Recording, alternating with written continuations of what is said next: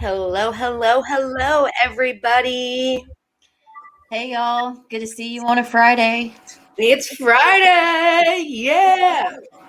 Well, unfortunately, though, tonight, Kim is not going to be joining us right now. After her nap, if she feels any better, she might come on and join us later. So it is just me and Stacy right now for now. So if you're the praying type, pray for her. If you're not, send her good vibes to get to feeling better. Yes, please. It was a long week, and I am happy to report it is Friday. Because Wednesday I thought it was long, and it's finally Friday. Oh, today just seemed to drag too. Yeah, it did. It did. Even the last minute before the stream started kind of dragged for me for a minute. And usually I'm like doing stuff to the last minute. And I was actually watching a YouTube video before we started the stream. I hope everyone's had a good week. There's a lot to talk about. And I hope everyone is ready. Yeah, so I want to say hi to Night Runner and Josh and Katie and Cooch and Shermar.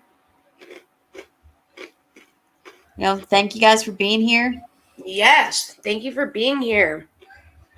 So let's see. It was a long week and started off on nothing really happened on Saturday. Saturday was kind of a slow day for everybody. I think everyone needed a break and they actually got it. I know most of my Saturday was I barely even got online Saturday. I was just not. I was bored. Everyone was in that headspace. I just needed a little time to just be in the now. Yeah. I mean, I went to Sonic on Saturday. Yeah, so I did stuff on Saturday. We went out and got milkshakes. We started off by going to one Sonic and having to go to another Sonic. That was a whole nother story, but yeah, so Saturday was quite, quiet. But then Sunday came around, and on Sunday, Tipster made a video called Deaf Noodles Must Be Stopped. And it was like, okay, what did he do now? So it was almost like putting a pin in a balloon too, because once the first video dropped about Deaf Noodles, they just kept coming one after another. Yeah, I know. It was crazy. It was, and he does mention it in his video too. He was like, he started off by saying that Deaf Noodles was making false allegations against another YouTuber, and Tipster made it clear that this isn't the first time, and this is something he does a lot, and what he is doing is causing harm to the YouTube community. And then that's when he mentioned, saying all these other YouTubers are finally talking about it.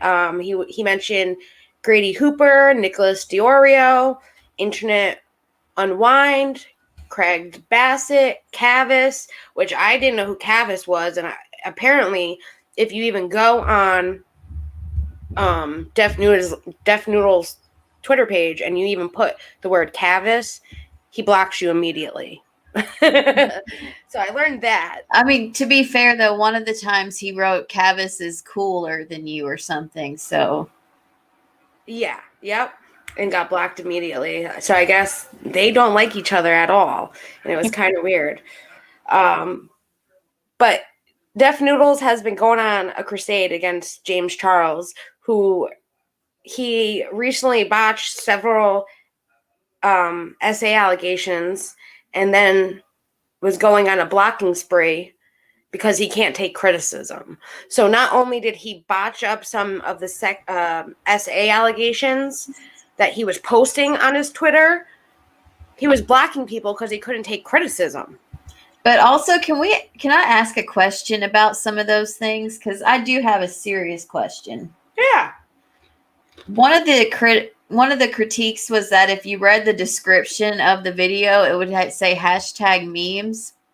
Mm-hmm. And that one kind of is where I'm lost on it, because why would you make a joke video, meme, whatever you want to call it, about SA? Exactly. I don't understand that.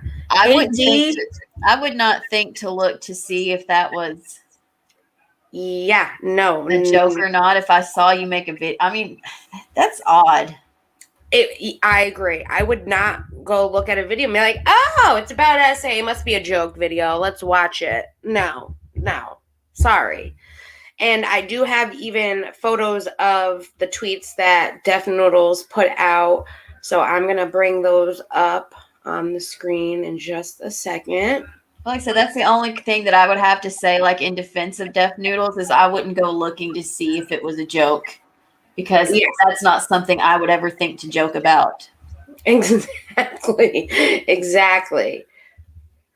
Yeah. So we are there.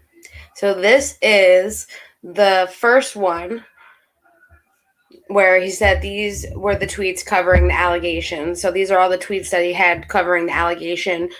Totally unexpected. James Charles, 12th underage alleged victim, comes forward. The boy, 15, he alleged told James his age. James allegedly responds, "We can still chill," after allegedly offering to fly the boy to visit him and spend time at his house. 17 boys here and count coming forward.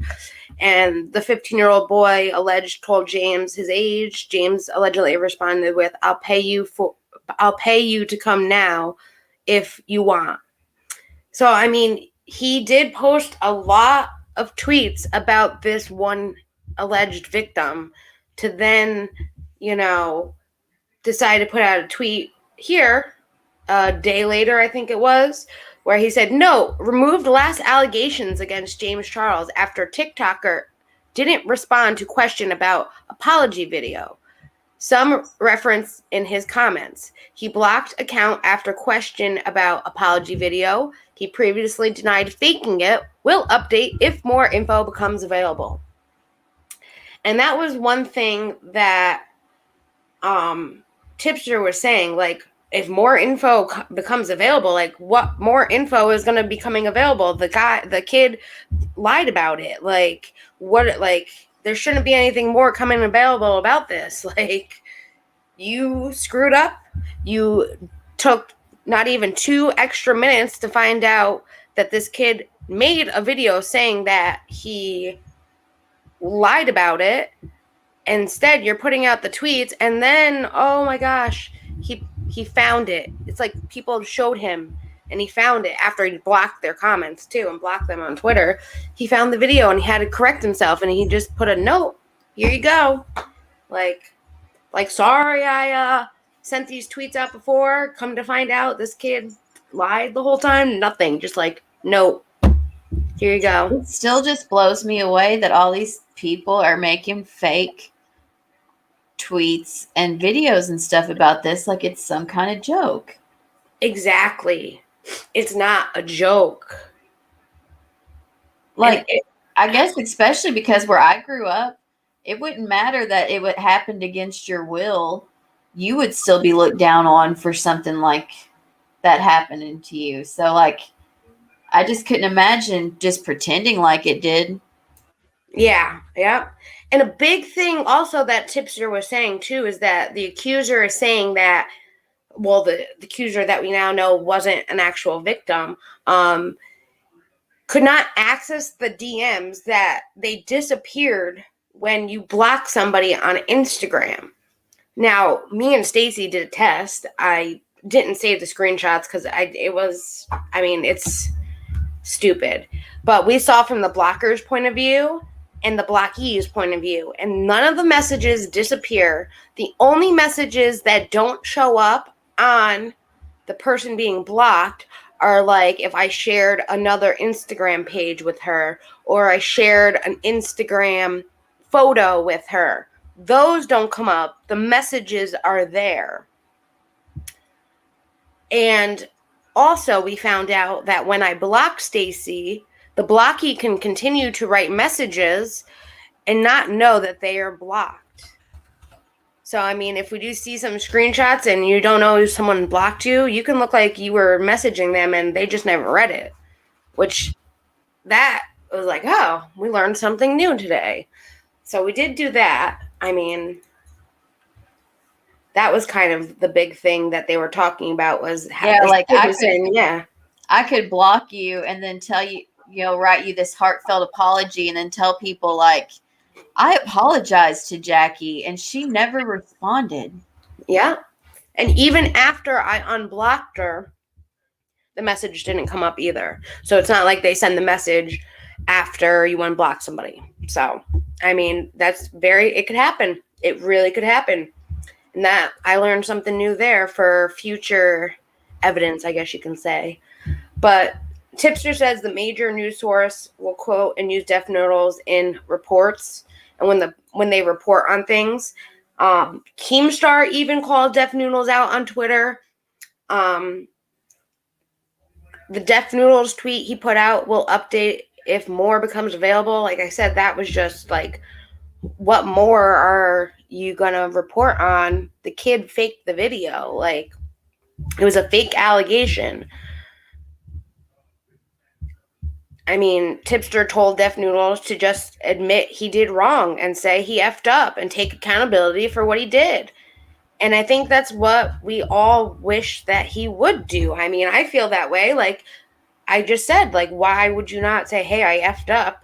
This is what really went on. Like, I mean, at this point, me personally, I would not be reporting on that stuff or putting that stuff out there first anyways, because haven't there been people in the past that were kind of intimidated to retract? And I don't know about James Charles, but I just mean like in general, like either with high-powered attorneys calling them and saying that they're going to turn around and sue them or stuff like that. Like, haven't there been?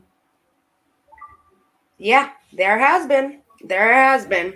And so, why would you want? Yeah, I mean, I guess it's just sad that people are making false allegations for clout nowadays.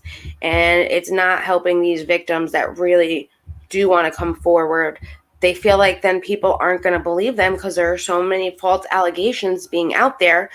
And some of the false allegations, I mean, for James Charles, he has more than one true allegation. So it's like some of these false allegations for a YouTuber can make that YouTuber look bad. It's not cool.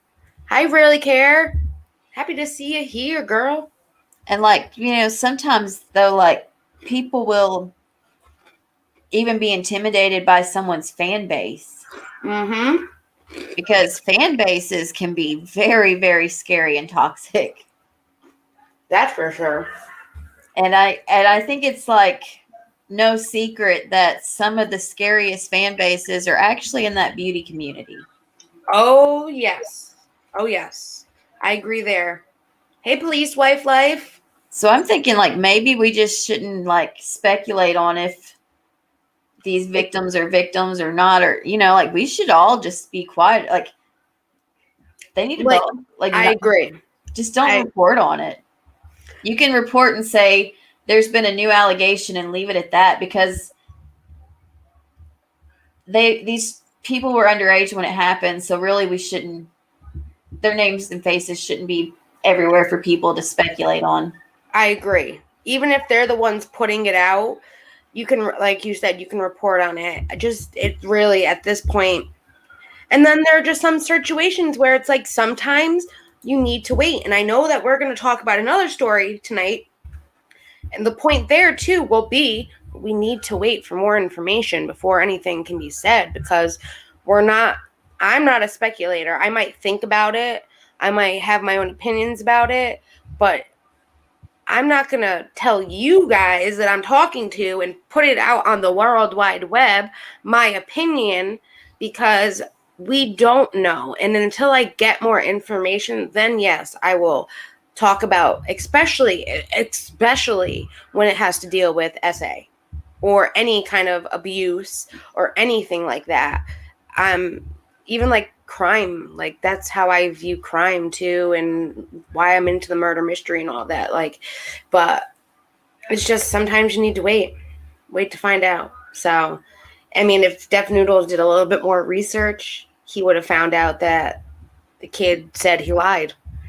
And then he wouldn't have to take back these tweets, and he wouldn't be having to say, you know what, just admit you're wrong. But he now what does I'm it a lot. Yeah, and what I was saying is like, but what if the kid's like, yeah, I lied, but then we find out later that he got intimidated into retracting what he said and saying that he lied. Like, we should just leave the kid alone. That's true too. That is true too. Anything is possible. Anything is possible. Yeah. I mean, I don't know. I mean, I have seen some people like, I mean, heck, I think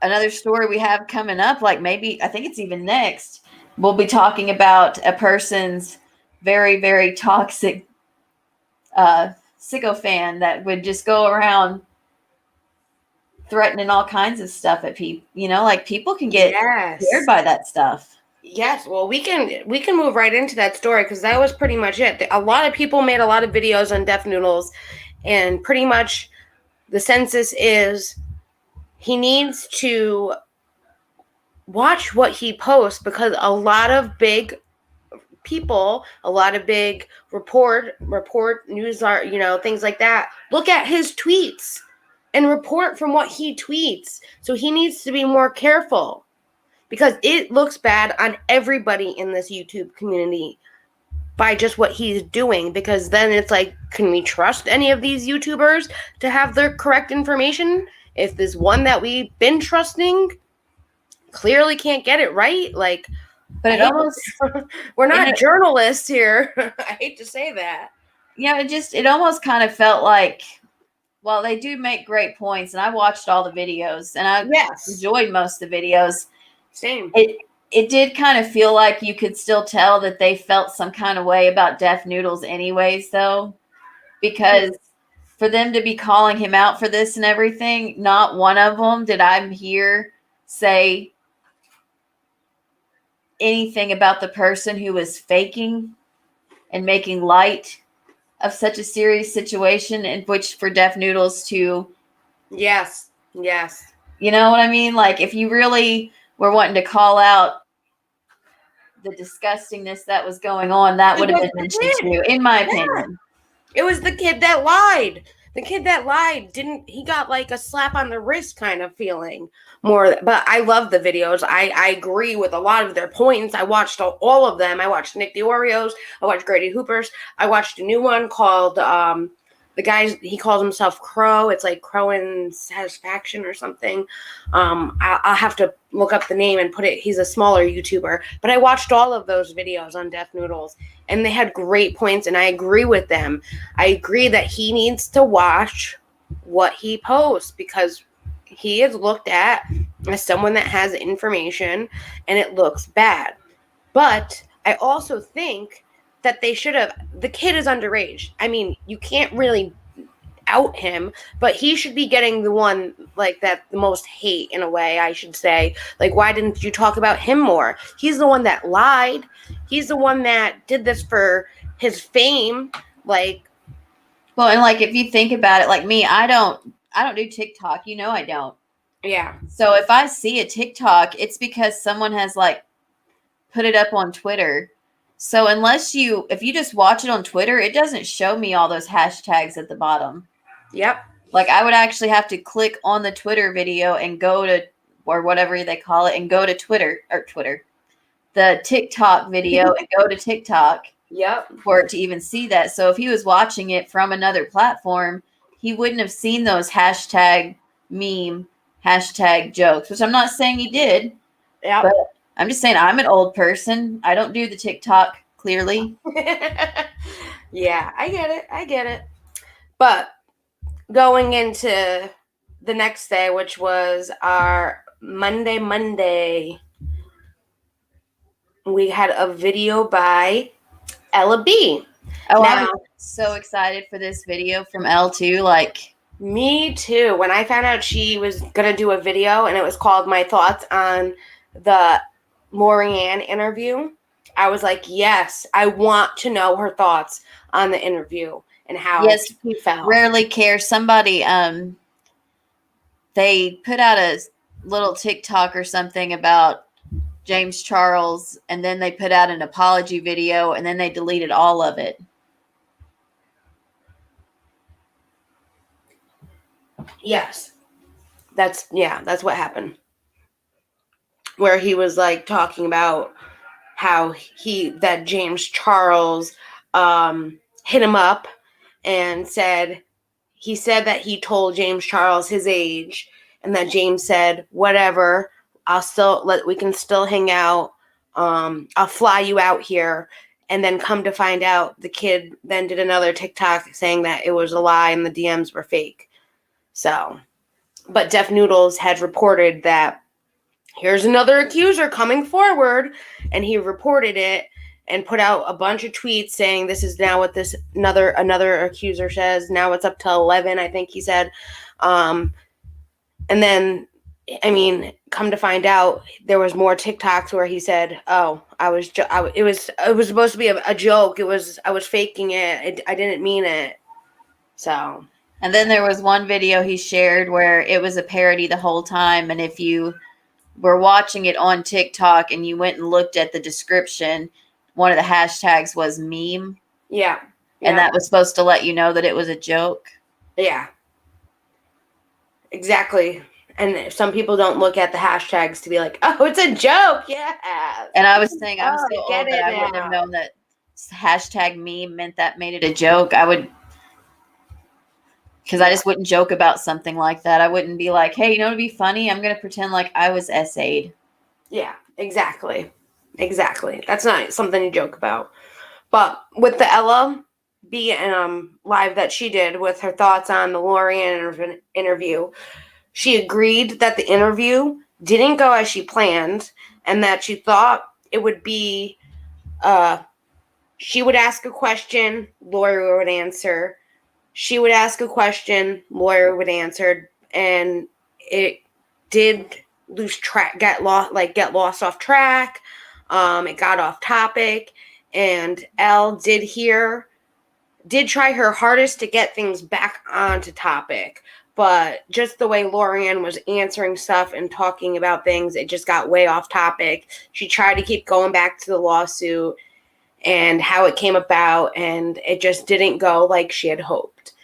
Elle did say that she talked to Lori on the phone, and she admitted that she did go hard for KJ. And then when Lori did the interview, Elle was taken back that Lori said that she didn't really watch her that much. She wasn't really her bulldog, and it was made, to seem it wasn't as serious as it was, even though she admitted it. She went hard, like what she said on the phone. And that was the biggest part for me that was hilarious, because I was on KJ's channel a lot, and I used to interact with Lori back when I was still watching KJ, and I know how hard Lori went for KJ. And to say she downplayed what she did and how she acted, especially on Twitter, is the grossest understatement I have ever heard. Yeah. Because she went hard back when I used to watch, and I didn't. When I quit watching KJ, I started watching, BX with you, but I didn't go to a lot of the other anti-KJ channels. Yeah. So I never really saw her after that, but I can tell you from when I was on the side that she wouldn't have been arguing with, I could see how she treated the other side. Oh, yes. I do remember Lori. So I was a KJ watcher. I just never talked in the chats and things like that. And most of the time when I did watch her, it was members only, because I wasn't really big into YouTube when I was watching KJ. I'd watch it, but I didn't talk in the chat. That wasn't my thing. But I do remember watching the chat, and I do remember seeing Lori in the chat, and I do remember the things that she used to say, because she did go hard. And then afterwards, like you said with BX, it was like we saw it from that point of view, and it was like, wow, she's like crazy over KJ. Like, did she really just say that? Like, so yeah, I feel the same way. She's unbelievable. She definitely went in with an agenda, even though. And her Twitter was even worse than her YouTube comments. Like, yes. Like, oh, yes. Like, for someone you've never even met, what are you doing, girl? Yeah. Yep. It was, yeah. But I'm glad that, Lori was, she was the most vocal follower of KJ. And that was something that even And it was funny Elle because pointed out. yeah, because she says, you know, like even KJ knew you were her biggest fan because she did. She shouted her out in videos before. She's like, you don't want to mess with Lori. Like she knew who Lori was. Everyone did. Yeah. And, you know, Elle is the type where she was like, you know, she did, maybe Lori's perspective of it was that maybe when Lori looked at it and her time on YouTube, maybe Lori thought she didn't watch all of her stuff and she didn't interact as much. But what we saw and what maybe she was thinking, were two different things. But that was what Elle had said, and I think Lori knew what everything she was saying. So I will say that I feel that Lori, the way she came off in all those tweets and every time I saw her in the chat, she knew she was going hard for KJ. Pretty much one of the questions we all wanted to know was, why did Lori Ann sign the declaration if it wasn't accurate? Which declaration was accurate, and why did you sign the one that wasn't? Why didn't you sign the one that wasn't accurate? And Elle said that Lori did kind of talk about it, but Elle didn't recall getting a solid answer to that question at all. She said she had to go with the conversation as Lori, the conversation she had with Lori on the phone. In the interview, the declaration she thinks was the most accurate from what Lori was telling her was Brown's. So even though we didn't get an answer from the interview, the conversation that Elle had with Lori before the interview, if Elle had to pick which one, she thinks it would have been Brown's declaration that Lori kind of told her was the most accurate, which that was a question I was wanting to know. It was like, why would you sign something if you didn't think it was accurate? Why didn't you sign the one that you thought was accurate? Like, why?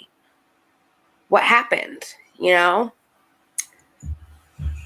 I think at that time, she did say she was not going hard for KJ anymore. And I think she signed maybe Salties to spite KJ. Which just scares me because, I mean, you know how like I like to joke whenever Kim will pretend she's going to commit a crime, and I'm like, Kim is at my house the whole time. And we laugh about that. But in reality, if I have to like go to like a lawyer and make a declaration that's going to be entered into court, I'm probably not going to lie on it just because I'm mad at somebody. Oh no, I'm sorry. Even if I didn't like that person, I love my family, but I also love my freedom. Yes, exactly. And I come first. Yes. Hey, that girl. I agree. I'm not going to lie to the court. And maybe, I mean, even before I got into law aspect of my life, I would never lie to the judge. First of all, I'm a bad liar. You can tell when I'm lying. Like, my parents know when I'm lying. My boyfriend knows when I'm lying. It's hard for me to lie. Like, you can tell. Even, I swear Stacy knows if I'm lying, just because the way I am and talk and the way I write, you can tell when I'm lying. And I don't like to lie. I'm not a lying person. I'll white lie here and there to get my way, but you can tell. So I'm not really good at it. But I would never lie in the court of law. I'm, like you said, I like my freedom. And I know I would be reading that declaration and being like, nope, cross out. This is not true. This is not true.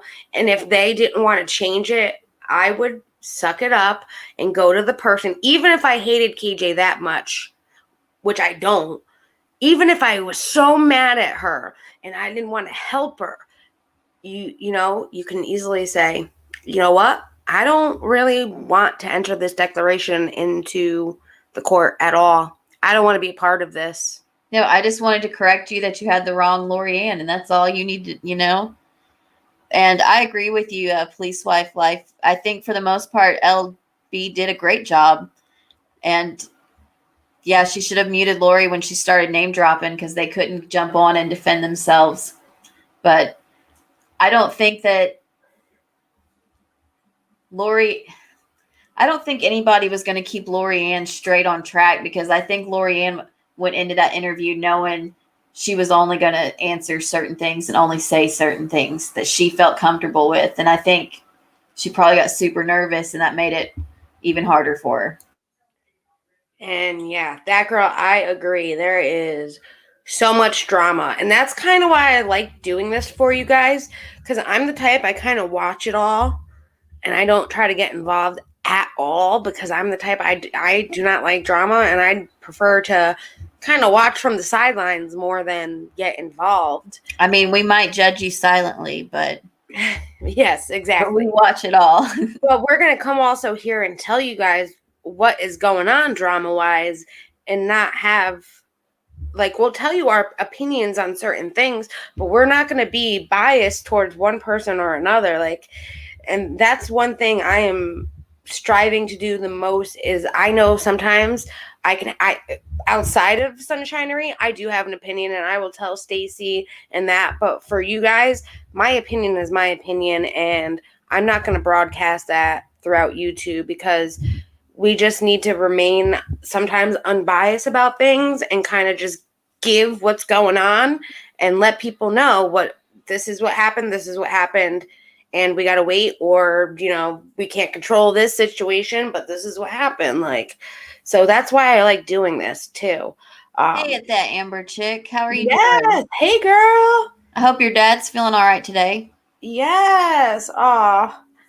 I'm glad to see everyone here. But yeah, so I agree too with everybody so far. I think Elle did a great job, and there was nothing she can do to make Lorian stop talking. Like, I think she handled it very professional. She handled it more professional than maybe some people, the way they interview. Because some people like to talk, and you sometimes can't stop them. I mean, she even tried to bring it back in, and Lori kept going outside. And and Stace, I will quote you, because I saw you in the chat watching one of the super chats that Stacy put out to Elle was, news stations and daytime TV let people lie in interviews all the time. You're supposed to listen, not interrogate. And I loved that. And I didn't think I told you that. But I loved when you super chatted that, because it was like, you are right, girl. You're right. I actually got really worried there for a second, because I say things all the time and then forget I said them. So when you said you were going to quote me, I was like, the weird stuff was going through my head. Like, oh, shoot, what have I said lately? And how bad did it sound? No, you said it perfectly. And that is a fact. News stations and daytime TV let people lie in interviews all the time. You can't make them tell the truth. Like, no, and we call that entertainment, because whenever like a celebrity gets interviewed and you can clearly tell that they are lying so much and not just wanting to say that, they just come out and say like, yes, I cheated. They'll just sit there and lie and lie and lie. We eat that up. Mm-hmm. Like, yeah. That's all it is. It's true. It is true. And I mean, the chat, I had fun in that chat too, and people did say a lot of questions that they were hoping to get answered, and Elle agreed. Like, she was hoping to get those answers too, but she didn't get them. One of the people, PJ's Not So Secret Diary, she put out something too on the live. She said, I want to know why Lori and Nat have had so much hate and harassment, supposedly, but Kim hasn't. Just curious. And I was thinking, wow, right? That is true. And that made me think, but I liked her comment there. And I just wanted to point that out, because it's like, yeah, I haven't heard anything about Kim having issues, but the interview did not go as planned, and Elle agreed, and she did a great job. We all feel that way. And her and her husband are just so cute. They are. When they start talking back and forth to each other while she's like streaming, it kills me. I love it. I love it too. And that's my boyfriend would come in here and laugh at us. Like, what are you guys talking about? Like, he's over there watching his heavy metal videos and how to tune the guitar this way and what guitar is better than what guitar. And I'm over here watching drama channels. Yes, he'd laugh at us just watching what we're watching. So Preston would just come in here and be like, "Are you still doing that, or can we go do something?" So yeah, it's adorable. I love it. And I mean, I think she did a great job, and I wouldn't want to hear the interview from anyone else. I think I'm happy where Lori did the interview, and I love that Elle was the one to do it, and I think she did a great job because, you know, Lori was going to manipulate it either way. I hate to say it that way. That's how it came off, and that's how it seemed, that she just didn't want to answer the questions that were really being asked. And we can all speculate if, oh, she's back with KJ or she's talking to KJ secretly. Well, and the reason we're speculating that, and the reason that nobody understands how that interview went, is because she does that all the time. She flip-flops like yeah, she's a freaking flapjack trying to get done, you know? Like, that is true. Well, of course, you know, we're talking about Lorianne. Let's talk about a little bit of KJ. Actually, I think she prefers Catherine KJ Doxer Joy. That's true. Catherine KJ Doxer Joy. You know, I did rant about this on Wednesday, so I'm not going to go into too much details. You can listen to how I felt about this on our Wednesday rant. But I didn't know on Wednesday that KJ not only put out the Instagram tweets about Khloe and these balloons, but she also made a freaking video. And how did I not know that on Wednesday when she made the video on Tuesday? I just don't look at her channel, I guess you could say. But I just had a couple things I wanted to point out there too. You know, Khloe was doing it for True's 3rd birthday party, and KJ had put out a bunch of Instagram tweets, tweets. Oh my God, Instagram posts, and then made this video that Khloe had all these thousands of balloons, and oh my God. And Khloe comes off as this, you know, eco-friendly person, like environmental. And yes, they do. And how could she have all those balloons and they don't biodegrade and they take years and years? It's their birthday party, and the Kardashians go extravagant. And I also have a clip for you guys because I was just so happening to I am a Khloe fan, and I do watch Keeping Up with the Kardashians because I've been watching it for 20 years.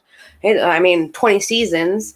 That, you know, I guess I like it. I enjoy watching them.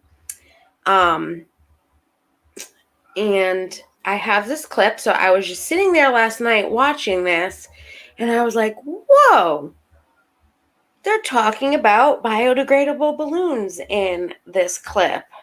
So I found it, and I'm going to share it for you guys really quick. So no more shiny balloons. What are they called? Foil. So they make biodegradable balloons. Well, latex is biodegradable. Is it? And I usually take a little cart with like matcha lattes. And Khloe going into what she does. But I was like sitting here last night, and I'm like, pause. They're talking about biodegradable balloons. And that episode was season 17, episode 1, where it was True's first birthday party. So on True's first birthday party, they were talking about getting biodegradable balloons there. So me just being me, I just wanted to point out, I think KJ, maybe those balloons could be biodegradable.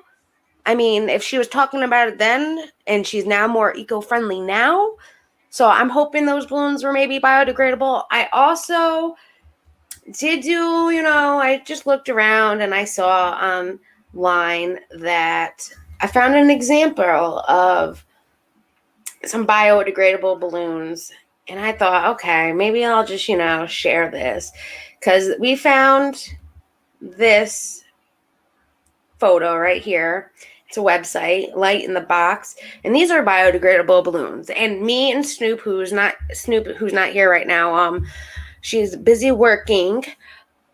We're like, oh look, they do make biodegradable balloons, and those kind of look like the balloons that Khloe had.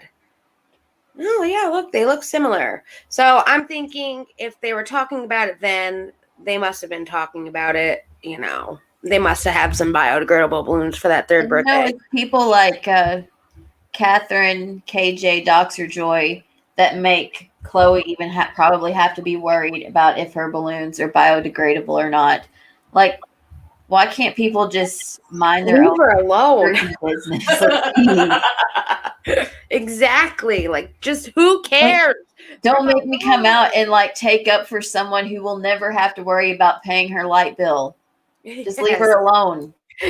And I do know, I wish Snoop was here because she knows the exact number. I think it was like $8,000 or something that Khloe paid for all those balloons. So she got the expensive balloon. She didn't get the cheap ones there, KJ. Like, leave them alone. She's not doing like the rest of us and grabbing a package off the shelf at the good old Dollar General on the way to the party. Exactly. Or shopping at the Dollar Tree. They were like, spare no expense. It was a beautiful, decorative birthday party, and her daughter was the happiest thing that I have seen. Like, I have seen such a huge smile in those photos. True looks so happy. That's all that matters. And Khloe is a great mom, and she did a great thing for her daughter on her third birthday. And like, if she got all those balloons for her third birthday, then go, Khloe. That, who cares, Catherine? That's exactly what it is, police wife life. Misery loves company. Yes, exactly. Exactly. It's like you have someone at your house who's probably just as miserable as you. You can turn the camera off and make each other be company. Yep. And Terry Lynn, Khloe is my girl too. That is why I'm here sticking up for her. I mean, not that I hate KJ that much. I gotta talk about her. I just dislike the fact that she was going after her. She's like, 1 week, we're gonna talk about her now. Oh, I did so well. I guess her fans are complaining about this week, and I don't got any Duggar news. How much you want to bet that she dug through like 7 or 8 pages worth of comments trying to find the ones that were really mad at Khloe? I guarantee it, because when I looked at the comments, all I saw, which I mean, at that point, you never know. The PR team could have deleted comments, but the comments that I saw were, oh, how cute True looks, how amazing. Oh my God, looks so pretty. That's so gorgeous. True looks so happy. Happy birthday. Oh my God, she's 3. She's getting so big. It wasn't mean comments, and she must have had to go through pages and pages to find those couple of mean comments that she showed on the screen. Well, and that's what I was saying, is that I could just sit there and go to anyone's page who has a large following, so there's a lot of comments. I could sit there if I had enough time in the day and just take screenshots to make it look like everyone was, hating the reaction or something. Like, that'd be easy to do. Wouldn't make it true. That's what she did. Yeah. Yep. Yeah. See, Khloe's a fave. I mean, I've loved Khloe. Yeah, Khloe's my fave. She's a fave for a lot of people. I mean, there's Kim, there's Kylie, who's the other billionaire. We got 2 billionaire sisters. Khloe is just like, she's chill, she's fun. I would love to go party with her. I can see myself having a big grand old time and just doing fun and crazy stuff. I would love to, chill with Khloe. I've got to say that Kylie and Kendall are my favorites, only because when they were children on the show, they were given like $30 an hour to do their chores or something. So what they did was they hired someone to do their chores at $15 an hour. Yep. So that way they could keep 15 and just pay 15 and not have to do the chores. Hell and that yeah. cracked me up so much. That was so kids funny. Came up with that they'll always be my favorite forever now. That was great. I love that too. And I was thinking, yeah, shoot, if I was getting paid that much to do chore work, I can see doing that too. Like, but yeah, it's sad. Their last season. What are we gonna do without the Kardashians, guys? I mean, they're still gonna be in the news, but what happened when season 20 ends and we all cry together? Oh, then I see them. What is KJ gonna say then now? I see them starting YouTube channels for real, and then like maybe a couple of them actually getting their own spin-off shows. Oh, I can guarantee a spin-off show. I don't know who's gonna get it, but I guarantee there'll be a spin-off show for sure. Because they're not gonna want to stay away, or we're not gonna want to stay away from them either. We're gonna want to know what's going on. I mean, Kylie kind of has a YouTube channel. She posts every now and then, like the cookie videos with Stormy, the Christmas cupcakes and things like that. Kim has a YouTube where she does, I know she did MJ's makeup on her YouTube one time. So they kind of do YouTube here and there, but they're not that, well, I wouldn't say loyal to YouTube. They don't post all the time on YouTube. So you never know. We might have a new YouTuber, a Kardashian. Yeah, they might have more freedom to post more stuff once their contract is up with E. Yeah, that's true. I don't think they're moving to Bravo, but I don't know. I just know that they were thinking that it's time for them to kind of get a break. I see the replay of the commercial, and I've kind of read up in there. I don't know if they're coming to Bravo or they're moving to another network, but that is something, you know what, I'll look into for everybody. And you remember how gleeful that Catherine was to announce that Kim and Kanye were getting a divorce? Oh my God, yeah, she was so excited. I wanted to. I was sad. I'm still sad they're getting a divorce. I love them together, just like I love Courtney and Scott together, and I wish they would just get back together. But it's their life. We don't know the behind the scenes stuff.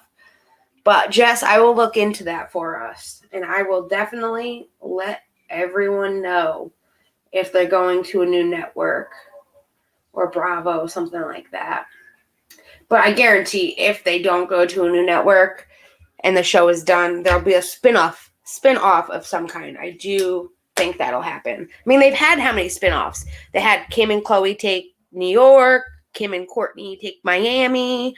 I mean, Khloe and Courtney take Miami. Then they did a Kim and Courtney take New York. They had all those spin-offs. They had the Khloe and Lamar spin-off. They had the Kylie spin-off. So they do a lot of spin-off shows. Rob and China had a spin-off. So you never know. We might have a spin-off show. Maybe a Scott spin-off show. We haven't had that one yet. But also on Tuesday. So so it looks like there's rumors that Chris will be joining Real Housewives. Oh, okay. No. So, no, I can tell you where that came from. Someone asked her, I think it was Andy Cohen. I want to say it was Andy. Yes. Andy Cohen asked her when he did he's doing like the reality TV series right now where he talks about how reality TV came about. And he said to her, what are you going to do when the season ends? He there's always the Real Housewives. And she joked because she has a lot of friends that are on the Real Housewives. And she said she would love, if they asked her, she would do it, is what she said. So you never know. She might have been asked, they hear that comment. They're like, you know what? She would be a good addition. We should get her on here. That would be It always kills me because I don't watch Real Housewives. I'll admit it. But it seems like most of these women are not housewives. Like they work and out of the home a lot and stuff so it confuses me because when I hear the word housewife or, stay-at-home mom is what I think that. Yeah, I agree. That's what I thought a housewife was at first until we see these housewives on the show. And it's like a lot of them do work and do odd things for work and stuff like that. And I'm not saying it's bad that they work or anything. I'm just saying to me that's not a housewife. Yes, I agree. their housewife interpretation to our housewife interpretation is two different things. Like, But I if love I have to watching leave them. my house for 40 hours every week, I'm not a housewife, you know? I get that. I love watching them though. I'll give it that. I'll give them that. They got all the different housewives. So we'll see, but that would be a good addition. Kris Jenner to the housewives. I can see that. Her holding that would be maybe what, Beverly Hills? Because they don't have Calabasas, but Calabasas is near Beverly Hills, so she might be in the Beverly Hills. And they did have Denise Richardson on Beverly Hills. No, I'm saying, Cooch, like, I'm not one that can afford to stay home, so I don't consider myself a housewife. I just consider myself a wife because I work too. Like, a housewife or a house husband to me would be the spouse that stays home and just takes care of the house. If you Well, both work, yeah. neither one of you are a housewife or house husband. So I guess I'm a housewife, even though I'm not married yet, since I'm staying home currently. I mean, I that's don't what want to be a housewife. I need to go back to work. I'm telling you. I miss doing stuff. like. But I'm just saying, like, if you have to go to a full-time job, and that a lot of these ladies are even working more than 40 hours a week when they're doing like their businesses that they start and things like that. Like, that's not a housewife. That's like real business women I of see it the Beverly same way Hills. you do, Stace. I see it the same way you do. Like, I was always taught a housewife was someone that stayed home, took care of the house, took care of the kids, and did all of that, and like didn't work, kind of thing. Yeah, like I said, like, it's more like real business women of Beverly Hills. Like, yeah. But this is also a newer age, and that was what my grandmother kind of taught me. So housewives today can work, can have, 40-hour jobs and be considered a housewife. I think that's society has changed, so the term housewife changed, and we're still thinking what our grandmothers taught us over here what a housewife was. But yes. So also on Tuesday, this is kind of a touchy subject. So I went and looked it up, and nope, definition is a person whose main occupation is caring for her family and managing the household affairs and doing housework while their partner goes out to work. Well, there you go. There's the definition. So it is what we all thought. So maybe they need to update that definition for what a housewife is, or that's just keep it like it. I don't know. Yes, exactly. That is still a housewife, or I thought it was. Yep, that's exactly. So on Tuesday, this is kind of a sensitive topic. We're just going to give you the details of everything that had happened and not give an opinion because we can't make an opinion about it. On Friday, there was a video put out by a girl named Justine Paradise, who is a TikToker. She is a YouTuber, and she has an OnlyFans. But she released a video on Friday night claiming that a YouTuber named Jake Paul has essayed her. She said this happened July 19th into July 20th of 2019. So 2 years ago. She talked about how she met him, how it happened. She also showed different text messages of her conversation she had with him throughout the time she knew him. She said she was making this video to get attention so that others don't have to go through what she had to go through with him. So then on Tuesday, that was Friday, Tuesday, Jake Paul finally responds. And Jake Paul, in his response, I can show you guys that. I'll get the screen ready and bring that up for you. So you guys. Yeah, thank you, Jesse. It definitely trigger warning. We're talking about sensitive topic. Yes. So let me pull this up for you guys, and this is Jake Paul's response that he put out on Twitter. And it was a response to her video, and his written response, Jake says that the SA allegations aren't something that he or anyone should ever take lightly, but the claim made against him is 100% false. He goes on to say that he has never had any kind of sexual relationship with her, and that he does plan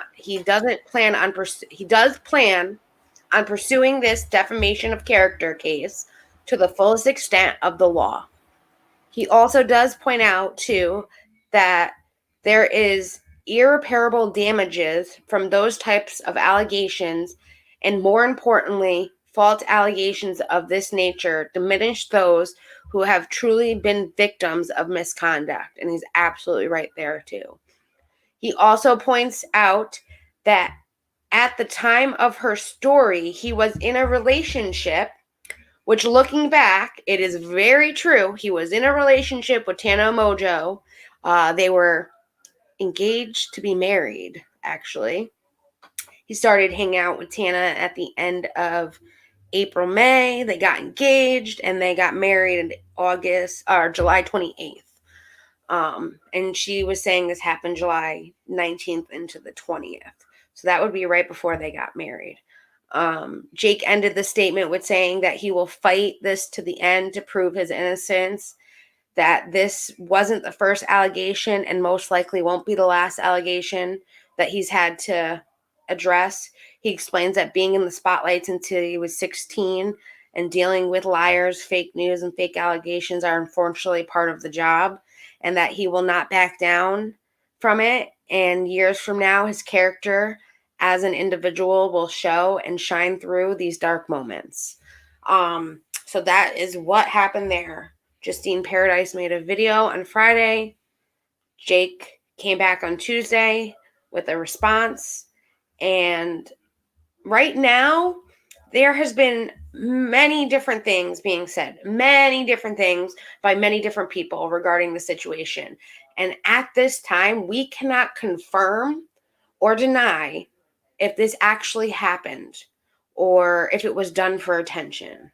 We hope that if this did occur, that she can file a report, she can seek the right justice for the situation, and that she can get the help that she needs to kind of help her through this painful situation that she went through. Because it is painful.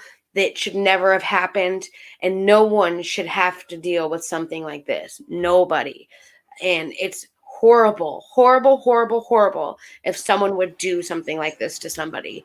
That is something I can't stress enough about. And part of me kind of laughs at his like Tana excuse, like, because people that are in relationships never cheat on their spouse. Like, I don't know what he's trying to prove with that. Well, I can see where he's coming with the Tana thing, because He put out a video saying that they lived like 2 to 3 hours away from each other, even when they were married.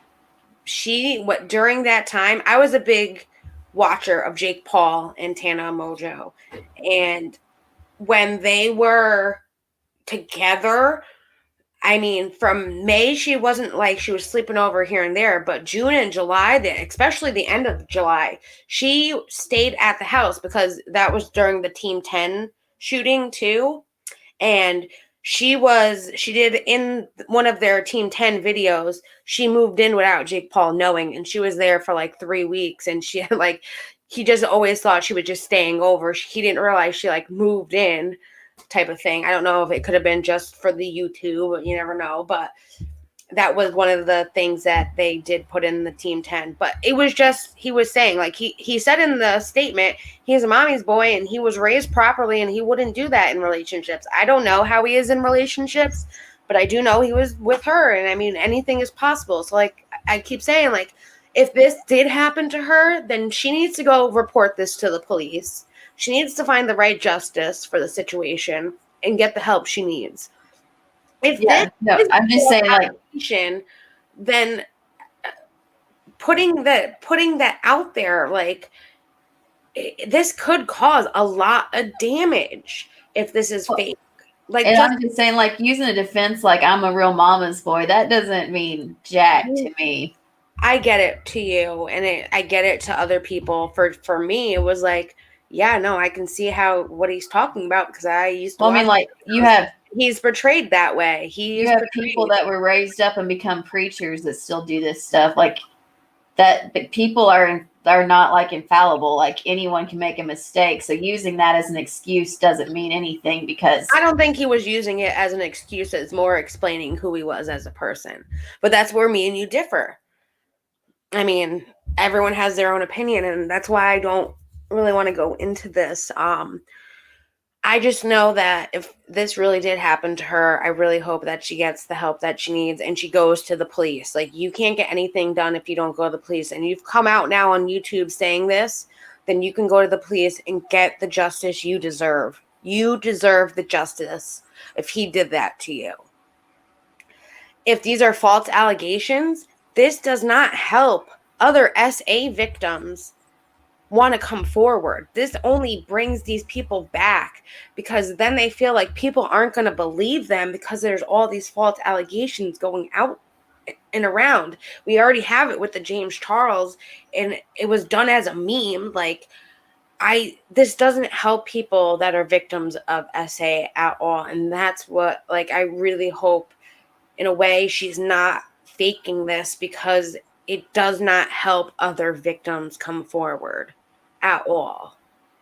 like I just don't want to speculate on it because like the only two people that know the truth are her and him. Yes, exactly. And there was a lot of YouTubers that did talk about this week.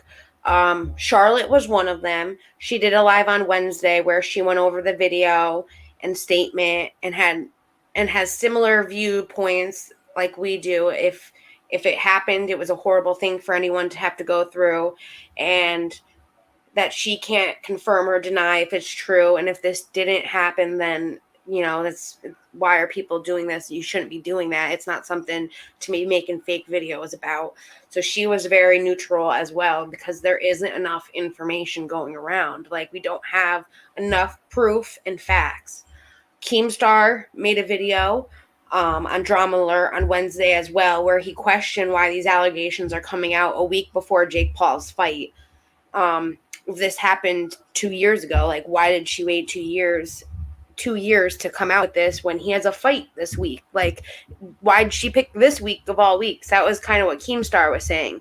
He showed the TikToks that Justine put out, which she had put out 4 different TikToks before her YouTube video.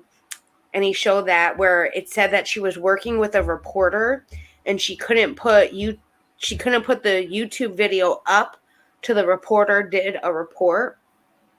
Keemstar also said that he has doubts, but he does not know. It's really his word against hers and her word against his right now, and he couldn't confirm or deny it as well. And it's kind of like how the mob mentality thing works because like if you'll notice anytime a high profile case comes out where somebody comes forward about how they were SA'd by someone like the Harvey Weinstein or Bill Cosby, more and more women come out telling their stories. It's because they feel comfortable and they feel like they're in a space where it's kind of safe to tell their stories. When a bunch of women are coming out and men are coming out, with the James Charles, and they're not being completely mistreated. So we have to remember that encourages people to tell their story. So sometimes it may not be anything more than the fact that you have a fight coming up in a week, as much as it is, well, these people are telling their story and like H3's helping them and this person's helping them. Maybe now's a good time for me to tell my story. Yes, exactly. And I agree there too. It makes people feel safe that they can speak because someone finally said something. So that's why I'm not that I hope that she got SA'd, but I'm just hoping that her accusations are the truth because this is going to help other people come forward. And if it's not, it looks so bad. It looks so bad. It makes the YouTuber look bad that he had allegations. It makes it bad for other victims to want to come forward. And it just does not help the community at all. So we can only hope that like she gets the help she needs, and he, like, we just figure this out. Like, we just got to sit back and wait. I mean, Jake Paul, Brooke Hinton did a video. Also, he did a video on Sunday when he saw Justine's video and the TikToks that she had 4 different ones, and said like he couldn't put oh, there's the spider, Stace. The spider came out to play. Hold on, let me kill this thing. You better tell Jake get in there. He missed it. No, I killed it myself. Ooh. Okay, I'm back, guys. So before the stream started, Wednesday, when we did the rant, the spider was on the wall across staring at me. And then when we were done with the stream, I couldn't find the spider and he disappeared. And then today, when I was on the phone with Stacy getting ready for the stream, the spider reappeared and he was back where he was on Wednesday. Then all of a sudden I look, he was at the top, at the ceiling, all the way on the wall directly in front of me. And all of a sudden the wall that's right next to me, he was there, right there, like 2 feet away from me. And I screamed and I was like, Jake, come in here, kill the spider, please. And I was freaking out because when he went to kill the spider, I saw it drop down to the ground. And he's like, I did hit it. It's probably dead. It probably just fell. And I was like, no, I don't trust that. And I'm sitting right next to the wall. I had to put shoes on just in case like the spider wanted to crawl across my feet. Like I feel a lot better knowing that spider is dead. I'm telling you that right now. I actually told her to just burn the room down. Yes, she did. And I was like, yeah, that's a great idea. I'm like, maybe I should put a sweater on. Like, I got long sleeves on. I don't want this spider touching me. And it doesn't help that, you know, Snoop and Hanil and me all were watching spider videos last night on Discord. Hey, Rebecca. We were watching Tarantula Mate. We're watching Tarantula's Mate. They were watching Tarantula's Mate. Yes. Yes. I was watching the back of my eyelids like a normal person. And then we got into it. We wanted to know if the tarantula did get impregnated, and if she had babies, what the babies look like. So I kind of got into it, even though I don't like spiders, because it was interesting. Well, spoiler alert, now I don't have to watch it. Yes, you don't. You don't need to watch these videos. But he's a great YouTuber, and apparently this guy, I'll have to put him in the description. He's a big YouTuber, and he collects a lot of spiders, a lot of scorpions, a lot of snakes. So if you like that exotic wildlife kind of animal stuff, this guy has a collection for you.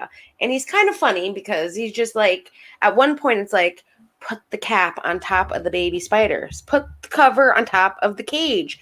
And the baby spiders kept coming out of the cage, and it was like, put the cover on top, guy. Like, what are you doing? And finally he realized, the cover's right there. Let me put...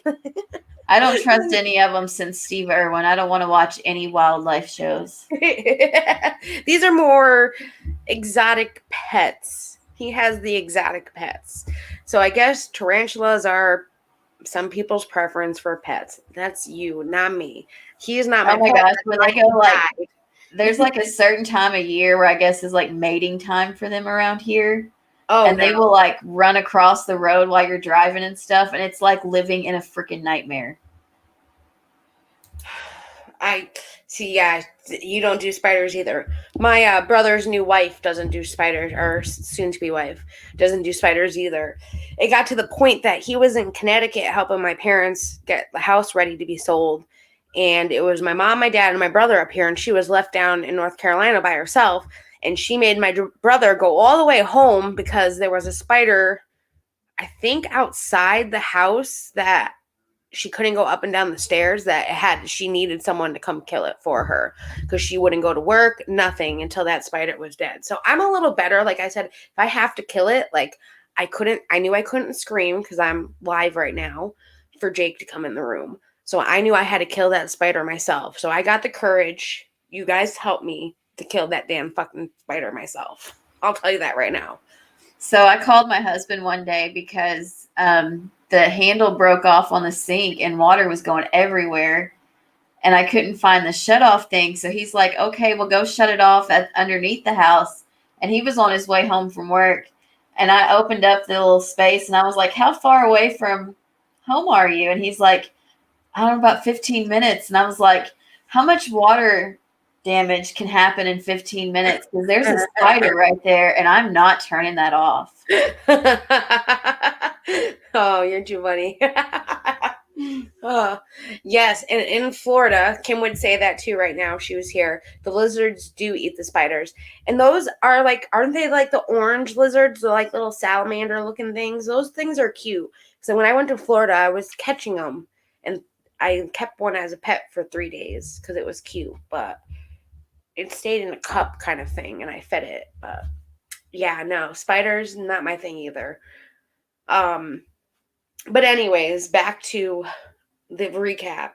So a couple YouTubers did make videos about it. The one that I was talking about before we got rudely interrupted by Mr. Spider over here, Brooke Hinton, he had done a video on Sunday where he showed all the TikToks, and he said right then and there, like, I can't put the blame on either Jake for doing something because we don't have the proof. And then he did another video on Thursday, and he said that Jake Paul's statement made it look believable, but because if he did do the accused allegations, that he wouldn't want to go to court or get the law involved, and did also provide a statement as well from Jake's lawyer, which said that Jake will pursue this to the fullest extent to prove his innocence.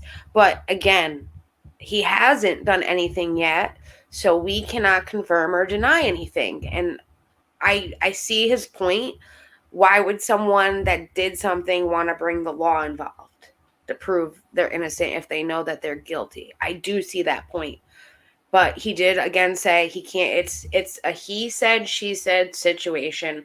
And until things are reported or gone to the law to try to prove innocence, we really can't say much. And we're still not going to know the truth. I hate to say it. We don't know what really went on that night. There are photos out there saying that Tana and Jake were at a club and dinner that night. When really, if you look at it, Life and Style reported that was the 18th, not the 19th. So it wasn't the same night. And people are going back and forth on Twitter about that. So we don't know. We don't know. And we got to just wait. But when Charlotte did her live on Wednesday about the Jake Paul. And that was the day that Ren was in her chat, yeah? Yes, that was the day that Ren was in the chat. And Ren, for anyone who doesn't know, I guess, is it Real Entertainment News? Correct. That is his name. Yeah. So we refer to it as Ren, and because that's a mouthful. And give a little background on who Ren is if people don't know who he is.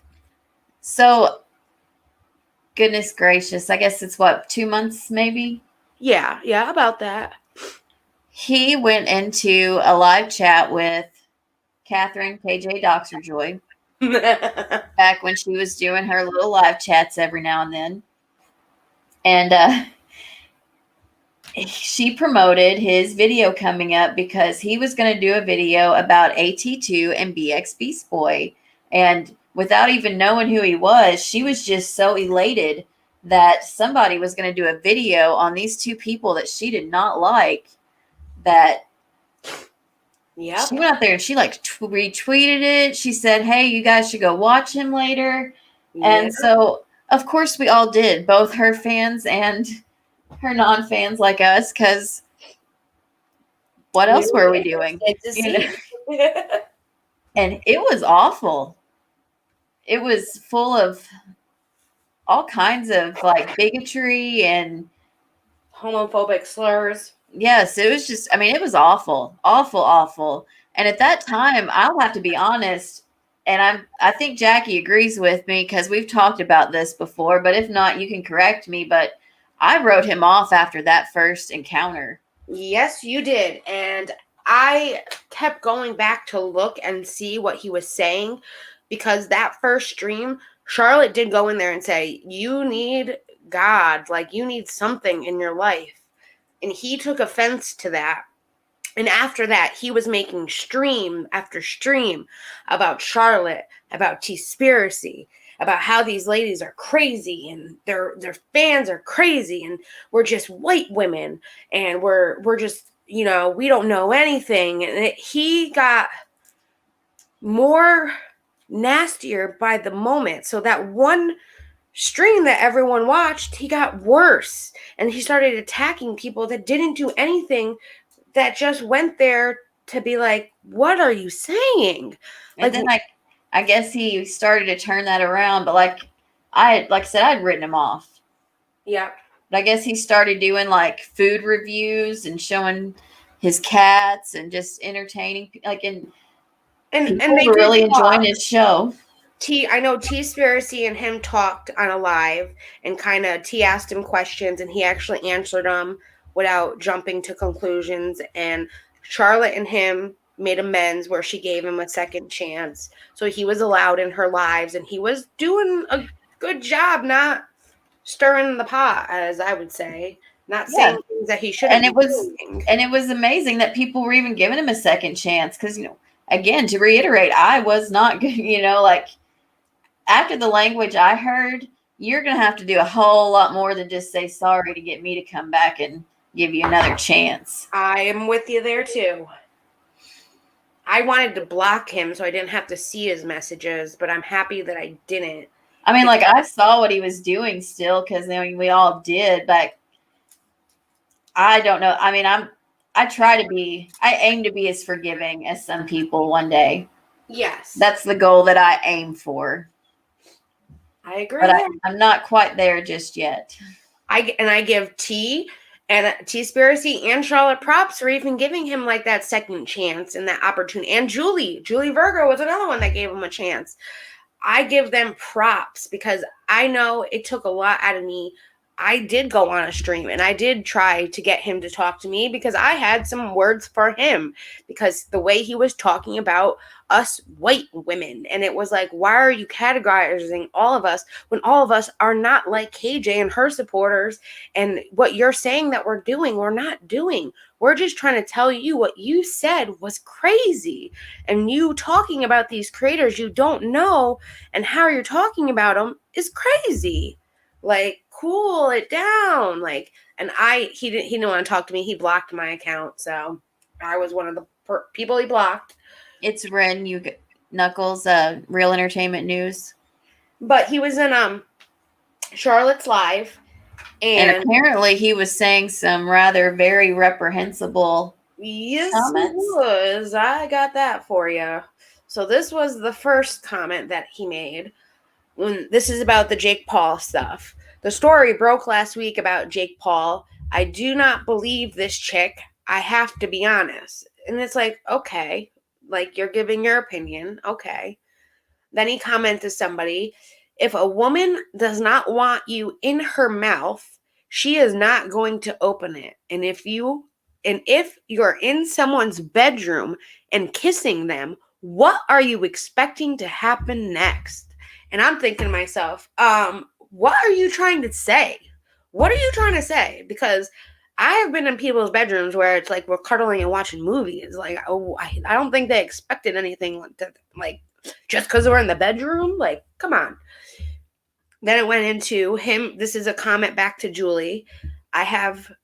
Julie Virgo. I have kicked a lot of women out of my house for just that, coming to my bedroom and not doing anything. What? That was when I was like, wait, what are you saying? So if you're not giving it up, you have to leave. These are the comments he was leaving people. And I think that Julie's not his mod anymore. Yeah. Is that what you?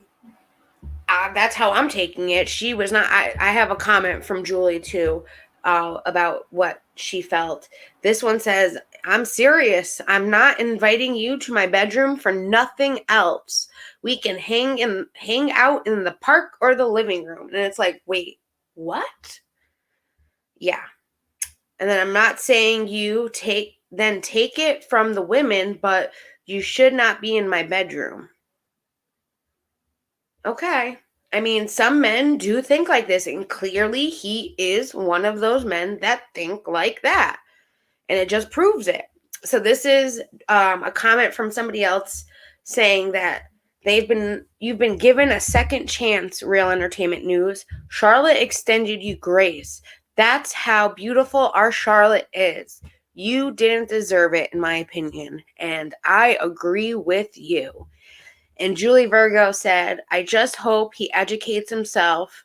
I find that really disturbing. I'm disappointed, especially as someone who's been put in that situation and know of many who have. It breaks my heart. And it does. It's like, why was he saying these things? Like, there was no need for the comments he was saying at all. And it kind of like not deterred the conversation of what Charlotte was talking about, but it put eyes on him.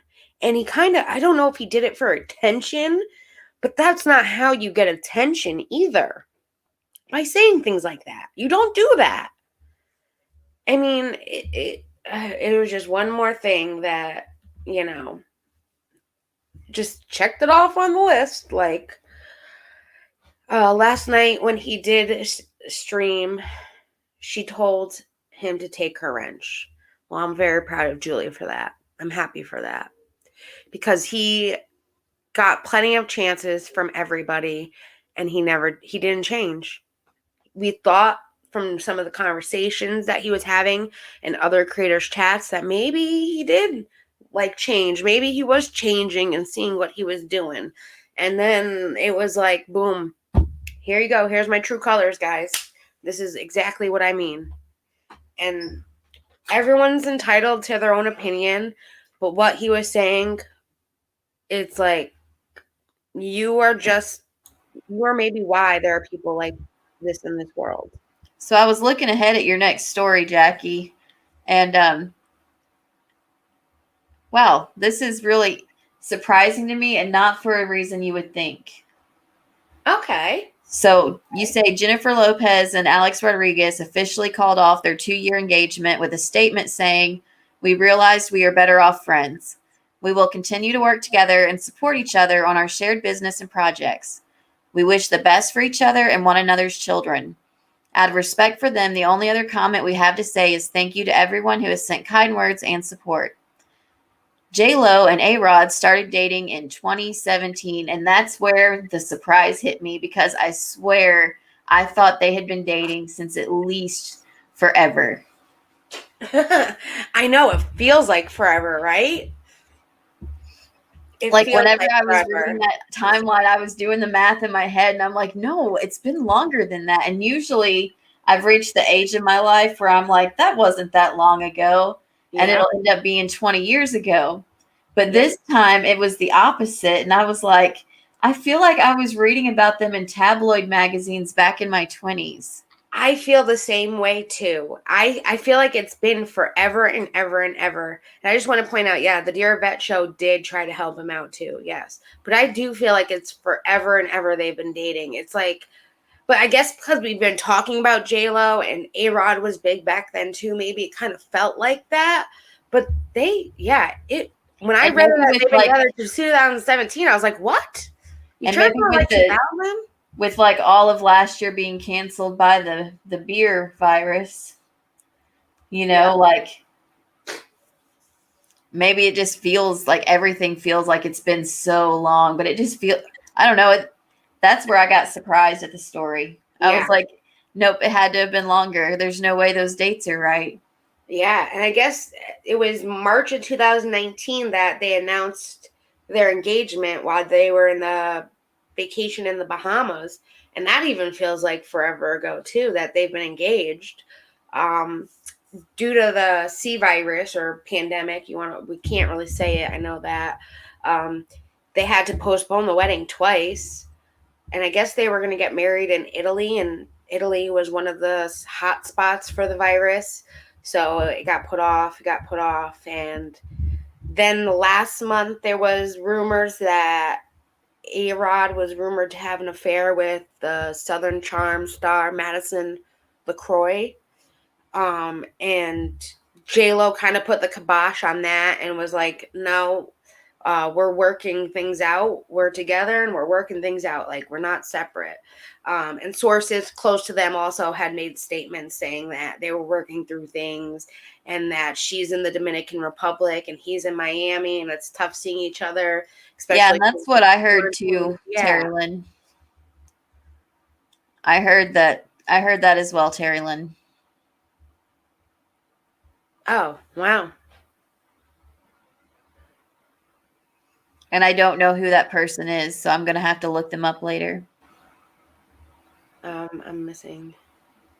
Have you ever heard of Southern Charm? Oh, yeah. They're on Bravo.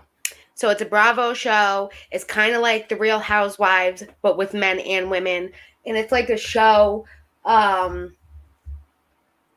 It's just like they're the Southern belles of the town. They're all the people with the rich money, and they have the events, and they do things because of their name, kind of thing. It's just another Bravo show, kind of similar to The Real Housewives, kind of similar to Married to Medicine. Just another show where it's like men and women, though, in the show, where their name is kind of who made them in their town, and people know of them, and they are known as the Southern Charm. Well, and in my defense, and Cooch can back me up on this, I don't get Bravo.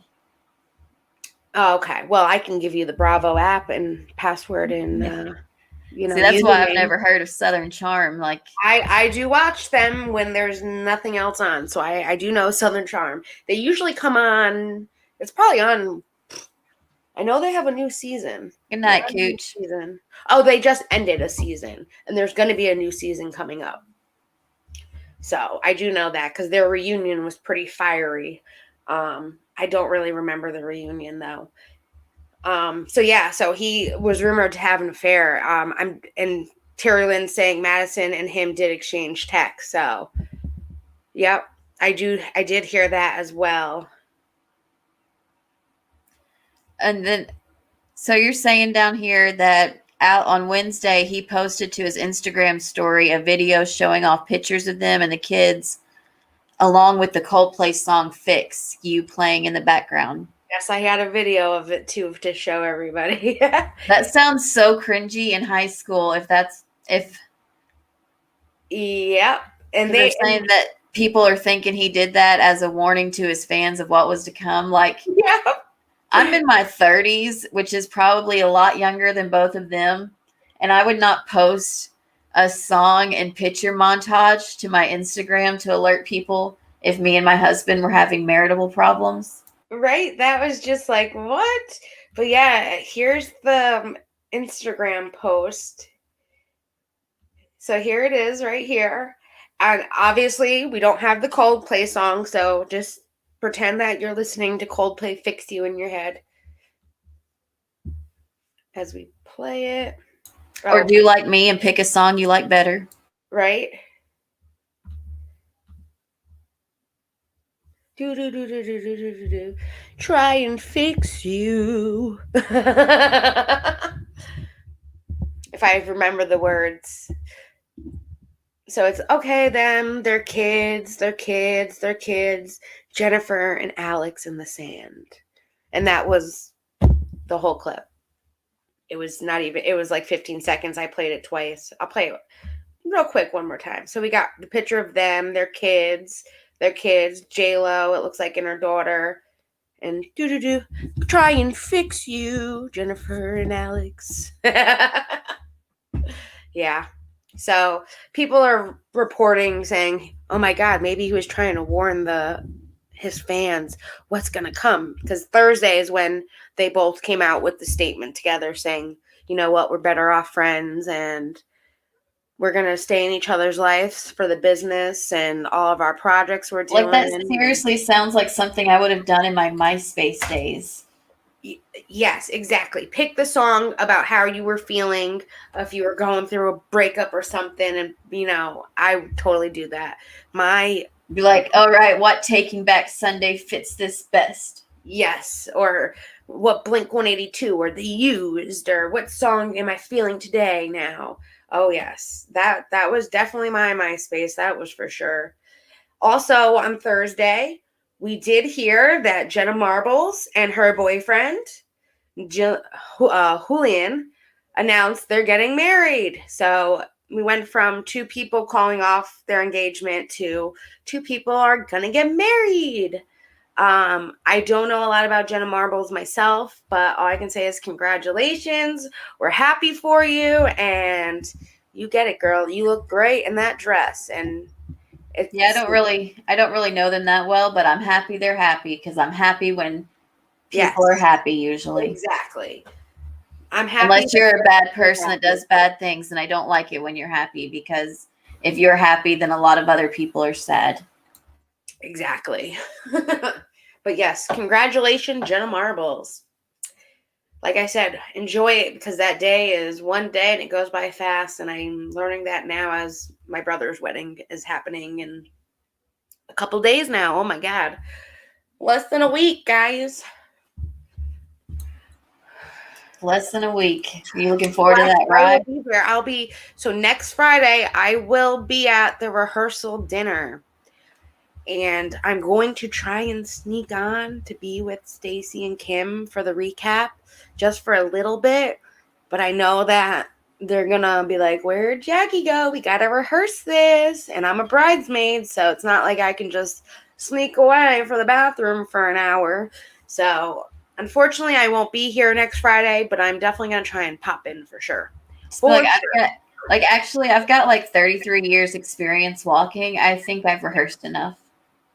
Exactly. Like, I know I'm going down the aisle by myself because the boys are entering by the Christmas tree and the bridesmaids are walking down the aisle. And then we proceed out. I'm with my brother's best friend, who's also my best friend, Dave. So I get to walk down the aisle with Dave and go find out my boyfriend is the last person to walk out before the Reverend can tell all the guests, hey, you guys want to join them in the barn? That's where the reception is going to be, and you can go to the barn right there, and there's the food and the appetizers and the drinks and all of that. So my boyfriend is part of the recession out, and that kind of was like, what? I mean, he is sitting in the second row, but I mean, you didn't want him in the wedding. Now all of a sudden he's in the wedding, but he's just proceeding out after my grandmother, so I don't really know. I don't know how weddings work. It's just like, yeah, but it's going to be fun. I'm happy that I get to walk down the aisle and into the reception with Dave, who is one of my best friends. It's my brother's best friend. He met him in college. Then I kind of stole him away, kind of. No, I wish I could say that. So I'll admit, usually during weddings, I'm sitting there thinking about all of the other things I'd rather be doing, just waiting for it to be over. Yeah, I'm definitely going to have a couple drinks or two, because I only drink on special occasions. It's a special occasion. My brother's getting married, so I will not be wearing a hat, Rebecca. Thank God for that. But I will be wearing a yellow bridesmaid's dress. It's not a yellow, but a pale yellow, and it's not my favorite color. Let's just say that. But it's pretty. So I did order, makeup palettes from ColourPop, and I'm going to be doing my makeup to match the dress and all of that. So we'll see. It's definitely going to be different. And I know they're going to play a lot of country songs, and I'm not a very big country fan. I just hope that they play some rock and roll for, his good old sis. I got to come up with a speech. And I ordered some stuff from ColourPop just because Jackie was shopping at ColourPop. He's my baby brother, my only brother. So it's just me and my brother. He's 4 years younger than me. So I got to come up with a nice speech, but kind of embarrass him too. So that's my goal for this week, is to come up with a nice speech. I would offer to help you, but we know how I write, so. I might need you to embarrass him. So you always get those good ones in. So I'm definitely going to ask for your help. Let's Whew, say but yes. I can get someone in trouble quickly if you take my advice. If you're on Discord, I will definitely post pictures of the wedding and my dress and me looking gorgeous because I'm going to be the best looking bridesmaid there. You can guarantee that one. I will make sure of it. I will be the best looking bridesmaid. That's not me being cocky. That's just me promising people I'm going to be the best looking one.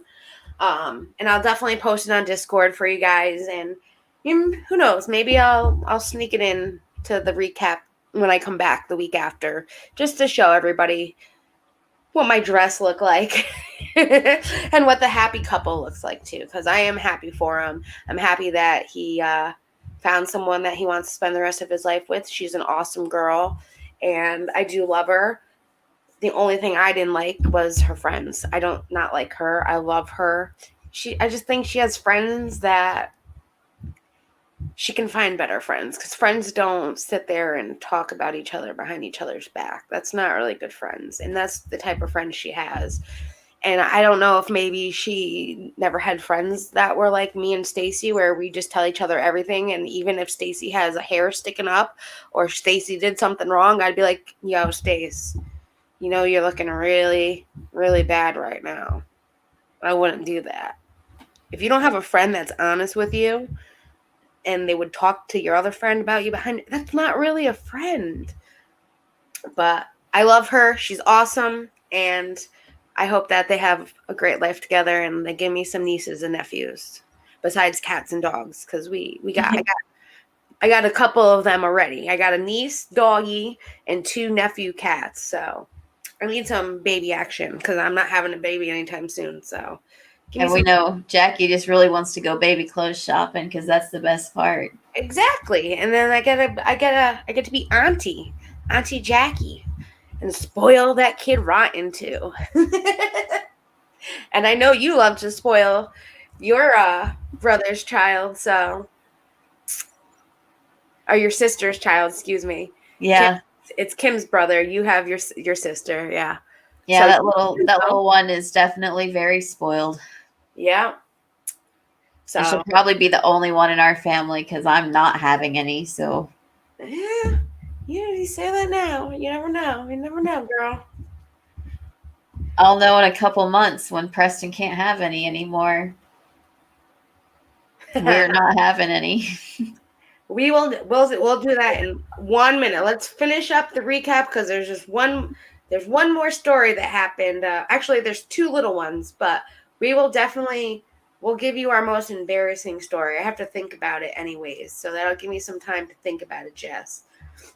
Most embarrassing when you guys were little, the most embarrassing one you got. Yeah, I'll have to think about that for the speech, but we'll let you know for sure. Our favorite. I don't know if I have one. I have to think about that. But on Friday, which is today, this afternoon, TMZ reported that Jeffree Star and Daniel, his friend Daniel, got into a car accident this morning at 8:30 in Wyoming. Jeffree Star was in his Rolls Royce on slushy road conditions when he lost control and rolled over in his car. Wyoming Highway Patrol told TMZ preliminary findings suggested drugs and alcohol were not a factor, and it was too early to tell if speed was a factor. And they are working on finding out the information. Jeffree Star said he is lucky to be alive after the car he was driving lost control on black ice and ended up tumbling over 3 times. I have a photo that was shared of Jeffree in the hospital, so I'm going to pull that for you guys right now. And you know, the crazy part about this to me was like black ice, because it's been in like the 60s and 70s here for weeks. Yeah, in Wyoming it's still cold, I guess. And then I heard that and I was like, oh, there's no way I'd live there. I know Massachusetts was getting like slushy snow rain, but it wasn't cold enough to kind of stay on the ground. But Wyoming's further up, so yeah, this is Jeffree in the hospital right there, and Daniel's right next to him. Yes, he does have blue hair. Yes, and Jeffree has pink hair. But yes, and we see that at least it looks like Jeffree got not more hurt, but he's the one laying in the bed with the neck brace, and Daniel's the one sitting next to him in a hospital gown and holding his hand. So people are taking it that Jeffree got more injured than Daniel.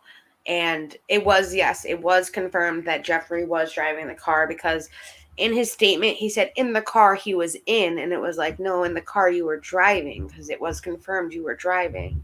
So it wasn't the really pretty pink Rolls Royce that he flipped, was it?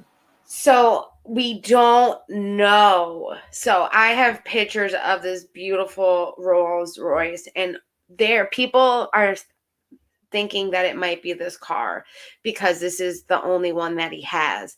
And here's a picture of it. It says even, I've waited 13 months for this car to be built and complete. They think it might be the pink car. It's a pretty pink Rolls Royce. I love it. I know if I had the money, I'd probably get it too. And it's like it's not really Pepto-Bismol pink.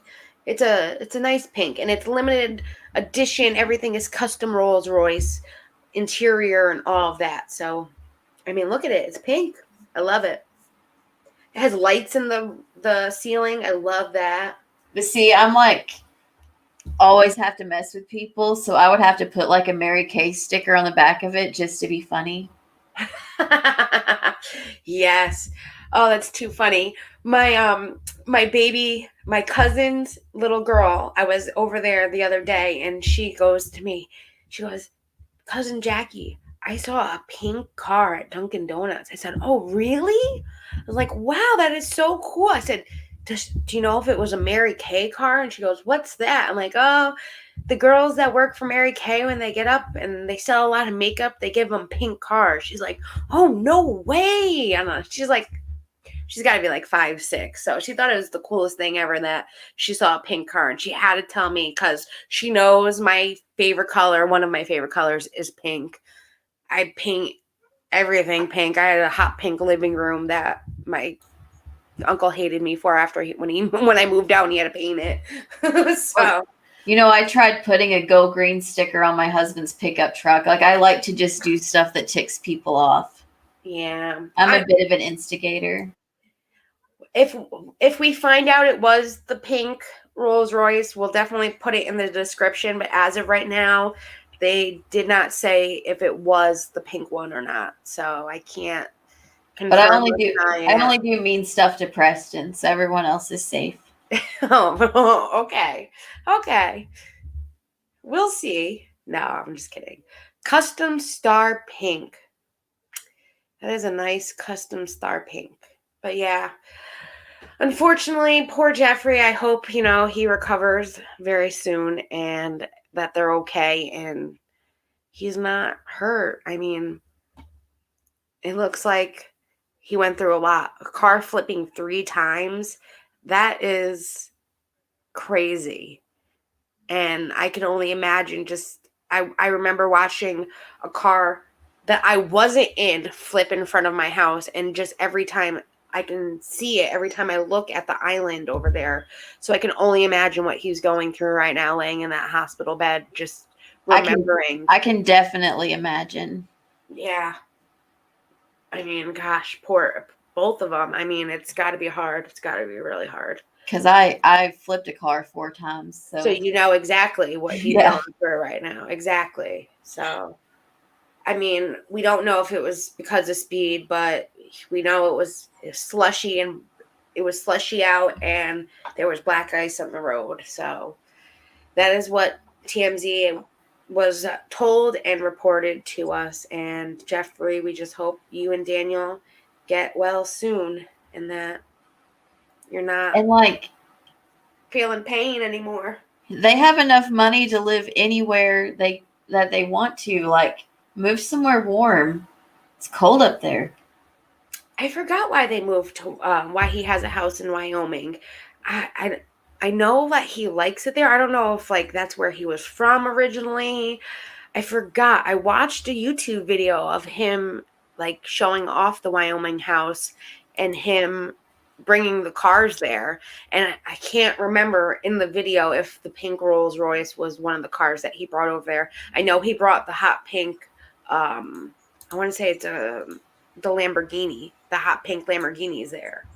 Well, see, that's my response to everything. Like, and it drives people nuts. Like, whenever they do like the high school kids that are going to colleges on scholarships to play ball and stuff, I'm always like, how are these cold schools getting these kids? And my husband's like, because it's a good team. Yeah. And meanwhile, I'm like, if I could go to any school, I'd be like, okay, well, I'll see you guys in Miami where it's warm year round. Hey, Dave, we were just talking about you and the wedding.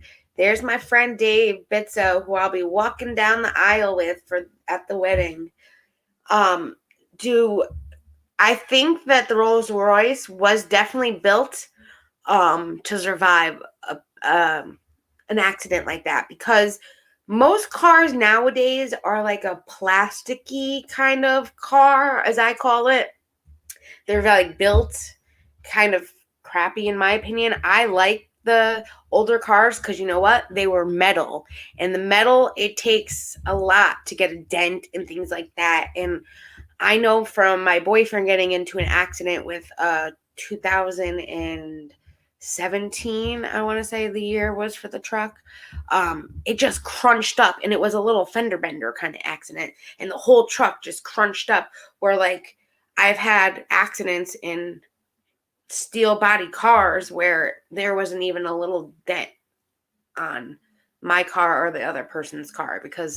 So I do think, I'm not positive if the Rolls Royce though is made out of metal, but if it is, I think it was definitely built to survive an accident like that. So I mean it definitely saved his life, so we're happy for that. We're definitely happy for that. And then today Ethan got to give out some information that we know probably just made his day.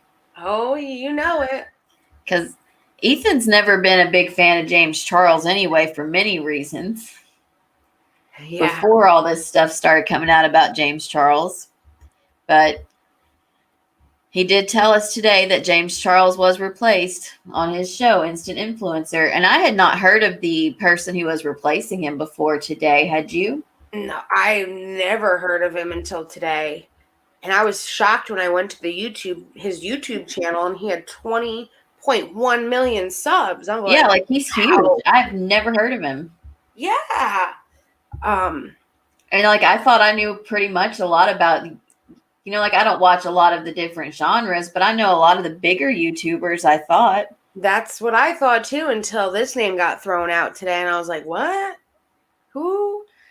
And then I had to go look it up. Even I will say, watching H3H3, even Ethan had no clue who this guy was. He had to Google him. That was the only thing that made me feel a little better about it, because I was like, well, he doesn't know who he is either. I was like, okay, good. I'm not the only one. All right. Whew. It's Zach. He goes by ZHC is his YouTube channel. And I'm going to butcher this last name because you know me. I butcher everything. Haish, HSIEH is his last name. So Zach will be replacing. Oh, that's sad. They're saying it wasn't his new pink Rolls. Oh no. Oh. Is it sad that I'm more upset for the car? Like, that makes me a horrible person. I'm upset for the car too, because I'm sorry. Forgive me for that. God forgive me too, please.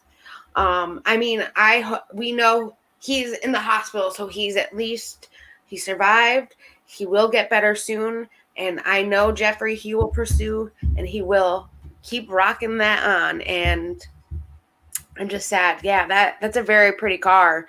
And like I said, if I had money, I probably would do the same thing, get myself a nice pink Rolls Royce, because that is a very beautiful car. And it's a Rolls Royce SUV too. And that's what I like about it. It's the SUV Rolls Royce. And it's very pink. It's It's very pink, but yeah. But Ethan got to report. You want to tell him what he reported on H3? Yeah, he got to tell him that Morphe dropped James Charles's code off their site. Yep. And that was something that True Sleuth, I guess, is the first place I saw it earlier this week. And then I saw Nick and Dustin talk about it a little bit too. But they were like literally going out there every day and putting stuff in the shopping cart and trying to use the code to see if it would work. And if it finally one day it stopped working.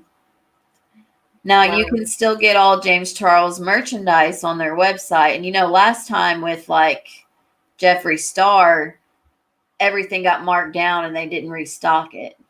Yeah. So they haven't completely dropped him, but they did get rid of the code. So I mean, that's a very, very, very small step.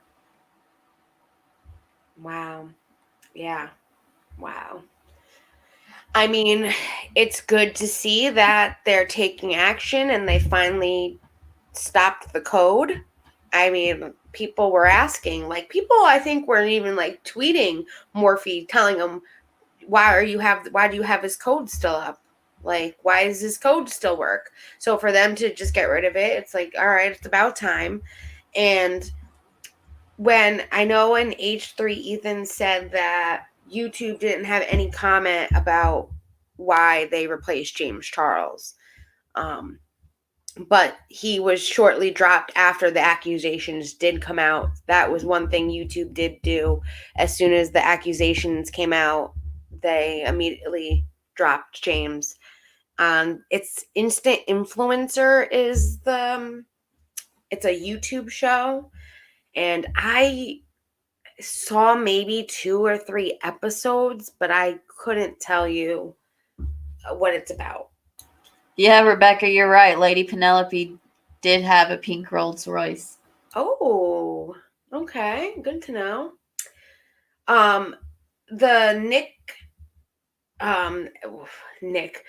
Zach, ZHC guy that is now doing season 2 of Instant Influencer, he does a lot of drawing and customization things on his YouTube channel. So that's kind of interesting. So now that I know who he is, I'm definitely going to take a peek at his YouTube channel because like I saw he was like trying to show people how to customize Nintendo DS, how to customize your iPhone. He did a lot of other different videos as well, but it was a lot of drawing, artwork, and customization on his channel when I did. So yeah, when I saw that, I absolutely thought like Jackie would love this. Right? Because I love watching that stuff. Oh. You do. Like you could watch it all night long and you would not get bored at all. Yeah, I'm definitely going to be checking out who this YouTuber is. He's probably going to have, 20.1000001 new fan now subscribed. So see, every time I attempt to craft, it belongs on like one of those fail websites. So I cannot watch people craft because I get so frustrated because I'm like, that's what mine was supposed to look like. I'm telling you, you need to just get yourself a diamond painting, and it's so easy and you can't F it up that you will be like, I'm a new crafter just by being able to do it. It's as easy as, all right, this letter belongs to this color, and you look at, it's a row of letters, and you just put that color that goes with that letter in that spot. It has a circle with the letter in it, and you put the little bead right where it goes. And it's so easy. And Stace, you will think you are the next like Martha Stewart crafter out there by just being able to do a diamond painting. I'm telling you, you gotta try it. Get on your Amazon wish list. I'll give you some good ones.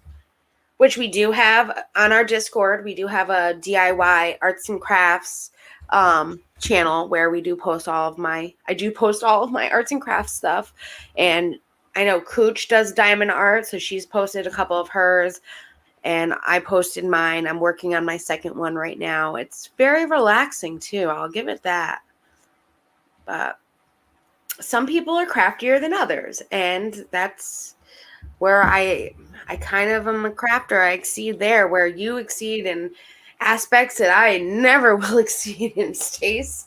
You're good with the wit, you're good with the writing, you're good with everything, like the Googling and finding facts and getting the right information. You're good at a lot. Maybe not the arts and crafts, but I'm telling you, we'll get you into the diamond art. We'll get you into the diamond art. Then last week, you were kind enough to let me rant about Katie Joy's stupidity. Oh, I'm sorry. Catherine KJ Doxer Joy's stupidity about her putting the hand soap in her hair and stuff. Oh my gosh, yes. And you let me have my cute little pictures while I did it and while I made this little funny thing. And we got to talking about it after that stream about adding a stupid person of the week.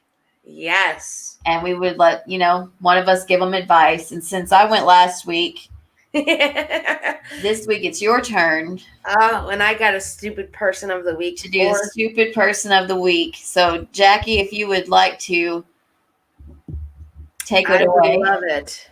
So, our stupid person of the week. This week, it is for a YouTuber who also talked about the Ben & Jerry's tweet. It was our Wednesday rant. I ranted about Ben & Jerry's putting out a tweet, which I didn't really agree with the tweet because of what they were saying, but I also didn't agree with someone else's tweet that said that they were the white supremacists, but the YouTuber, he thought they should have not even gotten involved. Well, here is the facts, just to make it clear for you, since you clearly don't know anything about Ben & Jerry's ice cream. First off, Ben & Jerry is actual people. Like, they're actual people. They've been doing things for years for politics and different nations, even for different causes and things like that. And wouldn't you know it, that it would be 5 years today, 4/16, that was the Democratic awakening happening in Washington, D.C., which is also where Ben and Jerry, because they're real people, got arrested alongside thousands of other activists. Of course, over the years, Ben and Jerry have not been shy about taking a stand on issues that we care about. Even when they're controversial, they'll be sitting there talking about it, because that's who they are. You can say that their passion for social justice has been baked right into everything they've ever done. They launched the One Sweet World. I mentioned that on Wednesday, which was to bring awareness to climate control, and they partnered with the Dave Matthews Band and Save the Earth, made a whole website and documents, and they drafted it. They also, in order to encourage Londoners to register to vote for the capital's next mayor, they temporarily changed the name of Chocolate Fudge Brownie to Give a Fudge, which I love that. But a tweet by Ben and Jerry in Canada said it the best. Since the beginning, we wanted to use our business to get involved with issues we were passionate about and work for justice. So, what I gotta say to this YouTuber, listen, one, do a little bit more research, because if you just even looked at the Ben & Jerry's website, you would know they have a whole section for news. And it has music news, it has culture news, it has what they are passionate about news. You will also see on their timeline that it says that they've been doing this forever. Since before they even had an ice cream stand. They did the sit-in 1960s, where they sat in for the college student in North Carolina. I can't think of what it's called right now, but they got arrested then too. Like, they've been doing this for a while.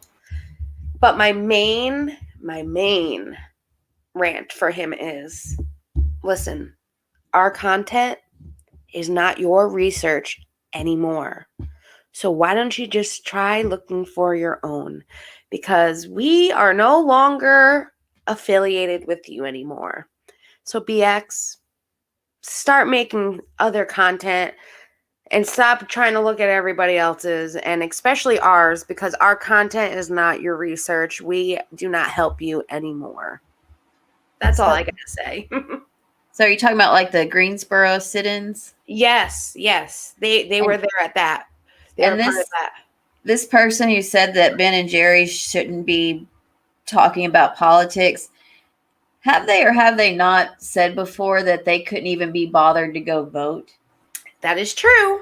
And he has said plenty of times that he doesn't care about politics. Like, that's not his thing. So, And clearly, neither is Google. Or you would have known that Ben and Jerry, despite if you agree with them or not, like I said during the Wednesday rant when you brought them up, yeah, they have never, changed what they've said they believed in. that's true. And if he even looked at any of their old tweets, he would see that they've been tweeting about issues and concerns and different things going on in the world the whole time. The whole time.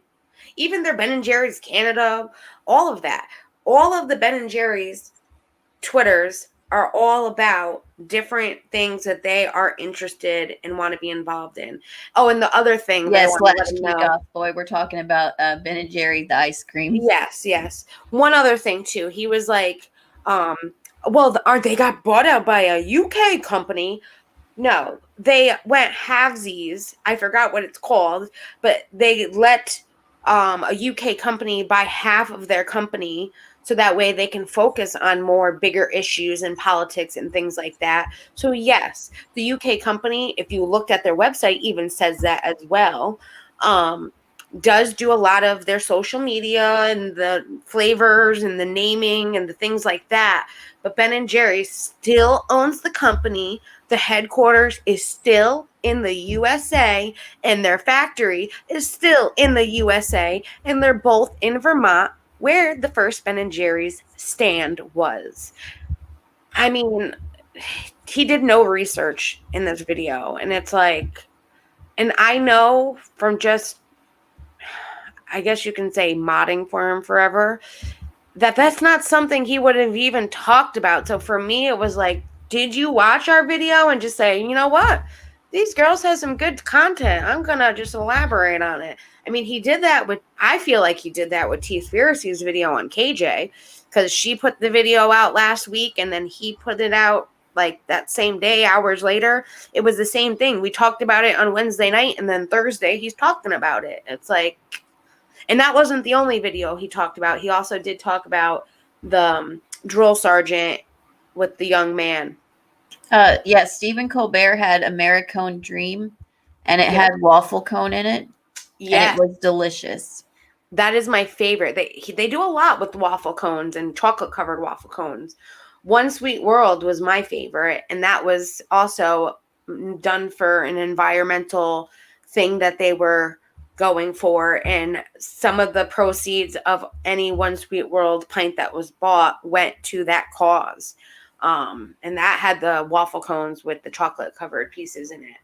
I mean, he needs to do better research. And like, I hate to say it, like Def Noodles, take the extra 2 seconds and just look. It's not that hard. And then I guess after the stream last week and I'd gone to bed, or some other day this week, you and Snoop had noticed that there was a trend showing up on YouTube, right? Oh, yes. Which started another new little segment that you've added in today called the YouTube's Buzzword of the Week. Yes. So what do you got there for us? The buzzword of the week. I got a little thing for you to show you what it is too. Let me get it up. So we will be doing the buzzword and the stupid people of the week every week now. We're adding it to our stream. I hope you guys enjoy it. So this is the new buzzword of the week. It's satire, everybody. So let's just get what satire really means. So I looked it up, and satire in fiction and less frequently in nonfiction. Satire is a genre of literature and performing arts in which vice, follies, abuse, and shortcomings are held up to ridicule, ideally with the intent of shaming individuals, corporations, government, or society itself into improvement. Although satire is usually meant to be humorous, its greater purpose is often constructive social criticism, using wit to draw attention to both particular and wider issues in society. Now, I don't know about you guys, but I know what I've been watching, I've heard this word used a lot by different people. We heard KJ last week when she described her fundy opening of the gift as satire. Then we heard BX. He used the word, he used it this week when he was describing his videos as being satire. And lately, we've been hearing it all week to describe Def Noodles' work as being satire. So what you're telling me is I can say whatever shitty thing I want and then be like, LOL satire. Exactly. That's apparently they need, yeah. I mean, when I heard the word, I was like, will this or will this not work at my work, though? I need to know that before I don't think it'll work at your work unless you're like, I'm doing this for, to change something. This is why I'm doing it. Like, this is the comedy is to help pursue this. I mean, it's not going to work at work. I don't even think. Well, I'll talk that one up as do not recommend then. Yeah. I mean, I don't think at all that Katie's video was satire at all. What was she trying to prove there? That fundies are dirty people and you have to hazard suit yourself up? Like, that wasn't the take precaution people. Like, I don't get that as a satire act of comedy at all. Like, I don't see that as fitting that word.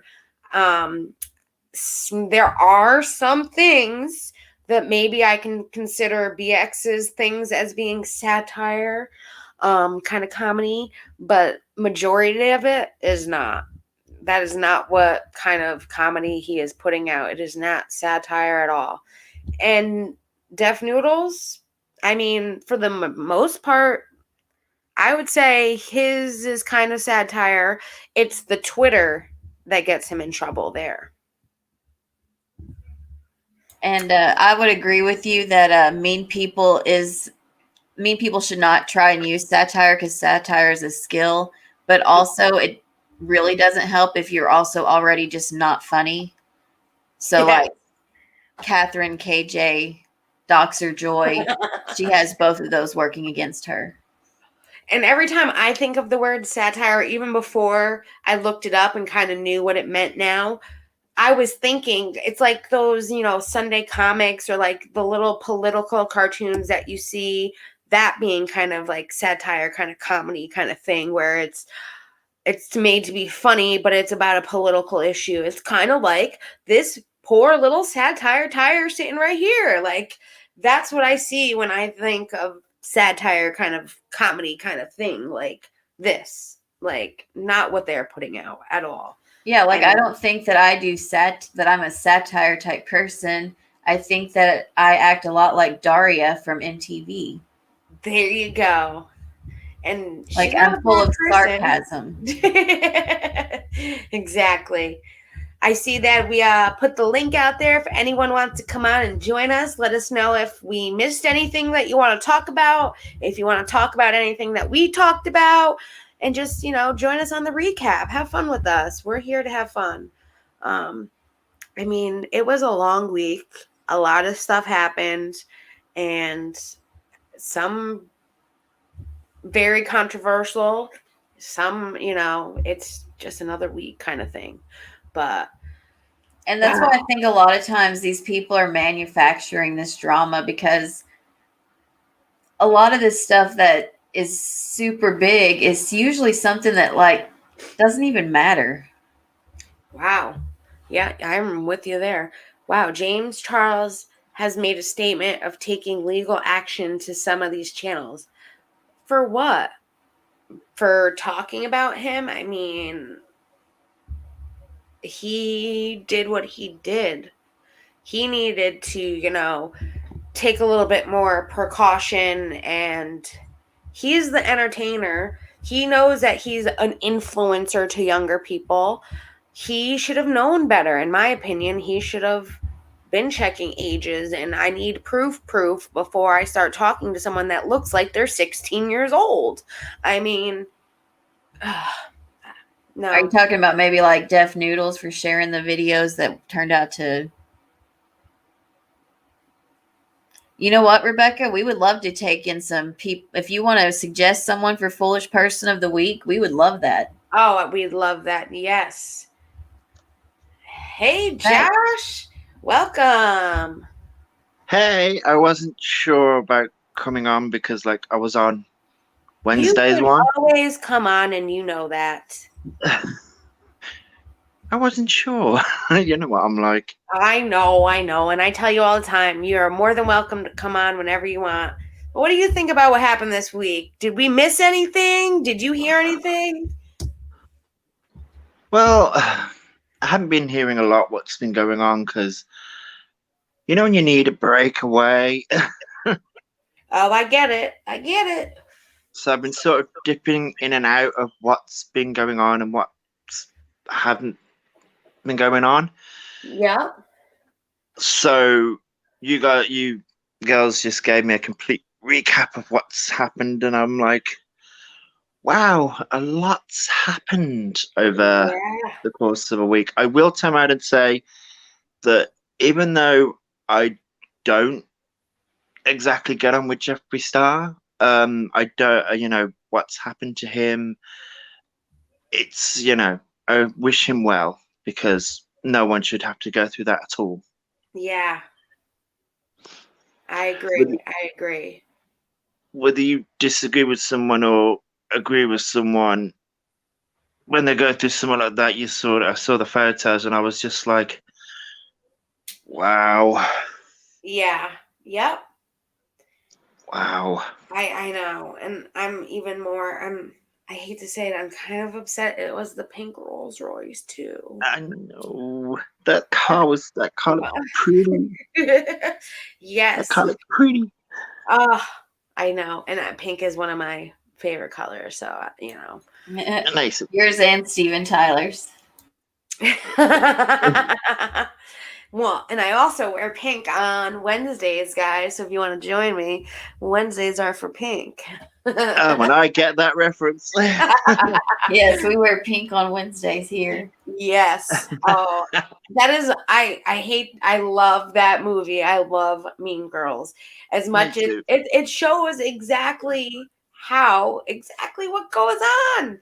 And it's just kind of funny how it all ends up in the end. So it is funny. It's a good thing. Yeah.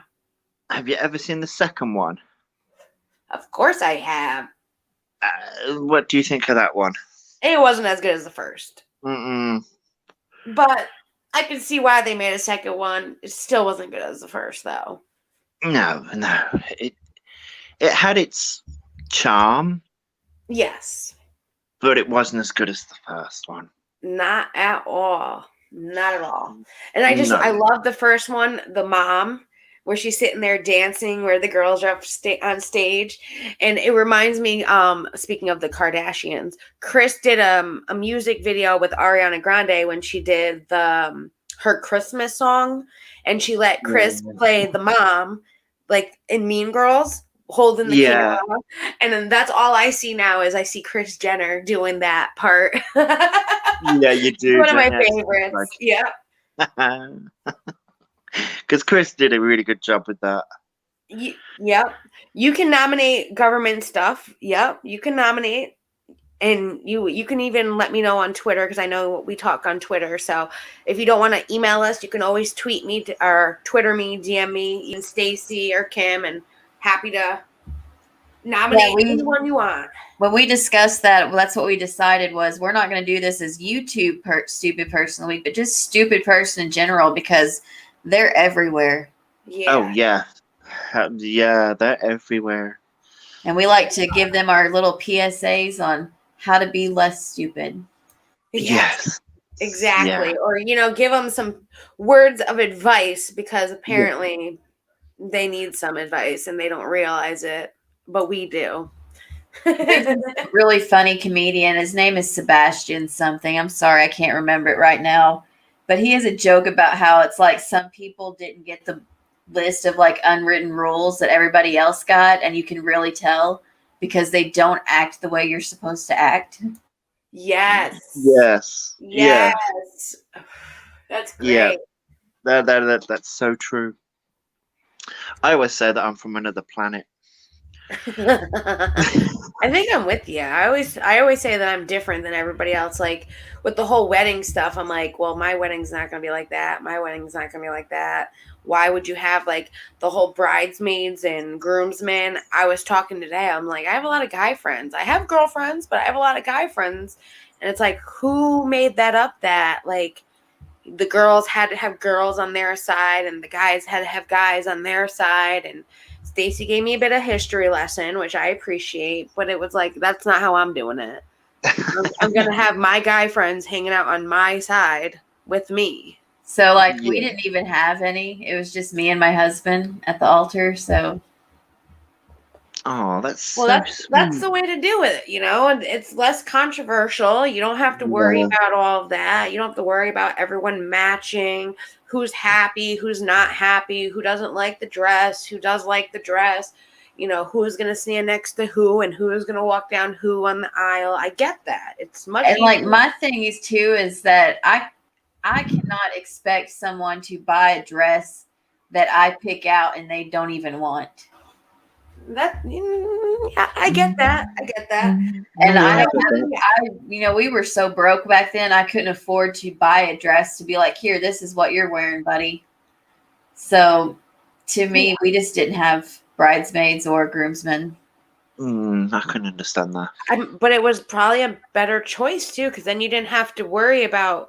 I mean, there were pretty much the whole. I hate to say it, the Nashville trip was because one girl was not a bridesmaid and she thought she should have been the maid of honor, and that's kind of what started the whole ordeal of Nashville and the whole incident that happened. So it's a lot less pressure having to worry about, am I going to upset this person that they're not the matron of honor, but they're just a bridesmaid, or not even a bridesmaid at all? Like, I can see why you did that. Yeah, see, the last time that I was asked if I wanted to be a bridesmaid, I was like, so you're asking me because you're marrying my brother, but don't feel like you have to, because I really don't. I would not be offended if I wasn't. England isn't. Sorry. So I was not a bridesmaid because I really, I barely knew her, my brother was marrying her, but I knew she was asking all of his sisters because we're his sisters. And it's like, ask your friends. Yeah. I mean, I'm a bridesmaid. I never met Gina until I went and saw her for the bachelorette party. I did talk to her previous to that. I'm thinking I'm a bridesmaid because my brother is one of my best friends. So I'm thinking that's why. And I'm his only sister. So, but I'm happy that I am. I'm thankful that I'm going to be up there. But yes, I wanted to address this. England isn't having a good year. No, it isn't. It's really not. But I was watching that very British Problems, little comedy type documentary show on Netflix, and I've discovered that apparently I'm British and did not know it. Oh, wow! Because all of the problems are like, we don't like to touch each other, we don't like to talk to strangers, we don't like to make eye contact, and I'm like, these are not British problems, my friends. Yeah, these are people problems, because I also don't like to do any of those things. Yeah, I'm the same. I don't like being touched. Don't like eye contact. Yeah, and I agree with all of this. The Meghan incident. Yep. Yeah. The prince dying. That was what, last week, right? Oh yeah, that went. I Reported mean, on that. Yeah. And then yeah, losing Harry. Yeah. Being called out yeah. for the viewpoint. That's exactly what it was, Rebecca. Yes, I cue a lot. I can't believe Sharon Osbourne lost her job on The View. That I can't believe. But then some of this stuff that's come out about her, I can't believe it took this long for her to lose her job if that stuff was true. I agree there. I saw it too. And I was like, no way. And I mean, I'm an Ozzy fan. I'm a heavy metaler over here. So I mean, Ozzy is one of my boyfriend's favorite bands, slash singer. Like, so I know about. We were listening to Sabaton yesterday. Is it Sabaton? Oh. Ozzy was in. Yeah, we were listening to that yesterday. Yeah, and so, yeah. I mean, Sharon is crazy. The Osbournes are crazy. Oh yeah, well and truly. I was like, okay, if she did do all of this, like, come on, but I don't. Yeah, and see, Latchkey, my sister moved to England, and so I absolutely want to go over there and see her because she's almost as funny as me. Almost. Funny. I love how you almost. say that. Oh, I hope she watches one day and says something. I would love for your sister to come in the chat. Oh. Yeah. She just comes in the chat and says, I'm funnier. Yeah. She probably would, actually. But we all know the truth. No, you see, that's something my brothers would do to me. Yes. Yeah. They come into the chat and just spam the chat and just be like, I'm funnier. or all right, see you later after they spam the whole chat for her. Like, yeah, they'd spam it for a while and then be like, okay, bye. Yep. And I do, yes, I do remember Sharon when she hosted Term School. I don't remember when she had it. Yes, and in one of the finals, she beat one of the contestants for saying mean things about Ozzy. Yes, I do remember that. And what was it that Kelly said that got her fired from her job? Oh, gosh. That was something about, like, if you don't let immigrants in, who's going to clean your toilets or something? No. That's no. I don't remember. I don't think it was that. Wow. But you could be right. I mean, the problem with the Osbournes is that they are very free thinkers, but the problem is it's like you sort of have to conform to like reality, and because the Osbournes are like global superstars, they sort of just don't care. So yeah, she said if you kick every Latino out of this country, then who is going to be cleaning your toilet, Donald Trump? Oh yeah. Oh yeah, I could. Now about Donald Trump. Yeah, that's just. As soon as you said Donald Trump, but yes, she shouldn't have said it that way anyways. No. But you are right. The Osbournes are very free people. I mean, Ozzy does whatever the hell he wants. I mean, he's kind of raised his family that way. Sharon and him, that's why they got along so well, because they always did whatever the hell they wanted together. I mean... Well, and the thing is, too, is, yes, they have no filters, but there's, like, stuff you can get away with saying in some countries just because we're all, English-speaking countries doesn't work in other countries. Yeah. Mm-hmm. That's true. Yeah. And that's I think the biggest problem is that because, like, what they're getting fired and canceled from, you got to remember, they're American television shows. That's true. Yeah. Yeah. I can understand why they got fired, because it's just like there are some things that you just don't say. Yes. Mm-hmm. You just don't say. I mean, it goes back to that Ren, was it? Real Entertainment News. Yep, Ren. We call him because Ren. It feeds into the Real Entertainment News of like this week. It was like I mean, I haven't actually watched his stream that he did. Yeah.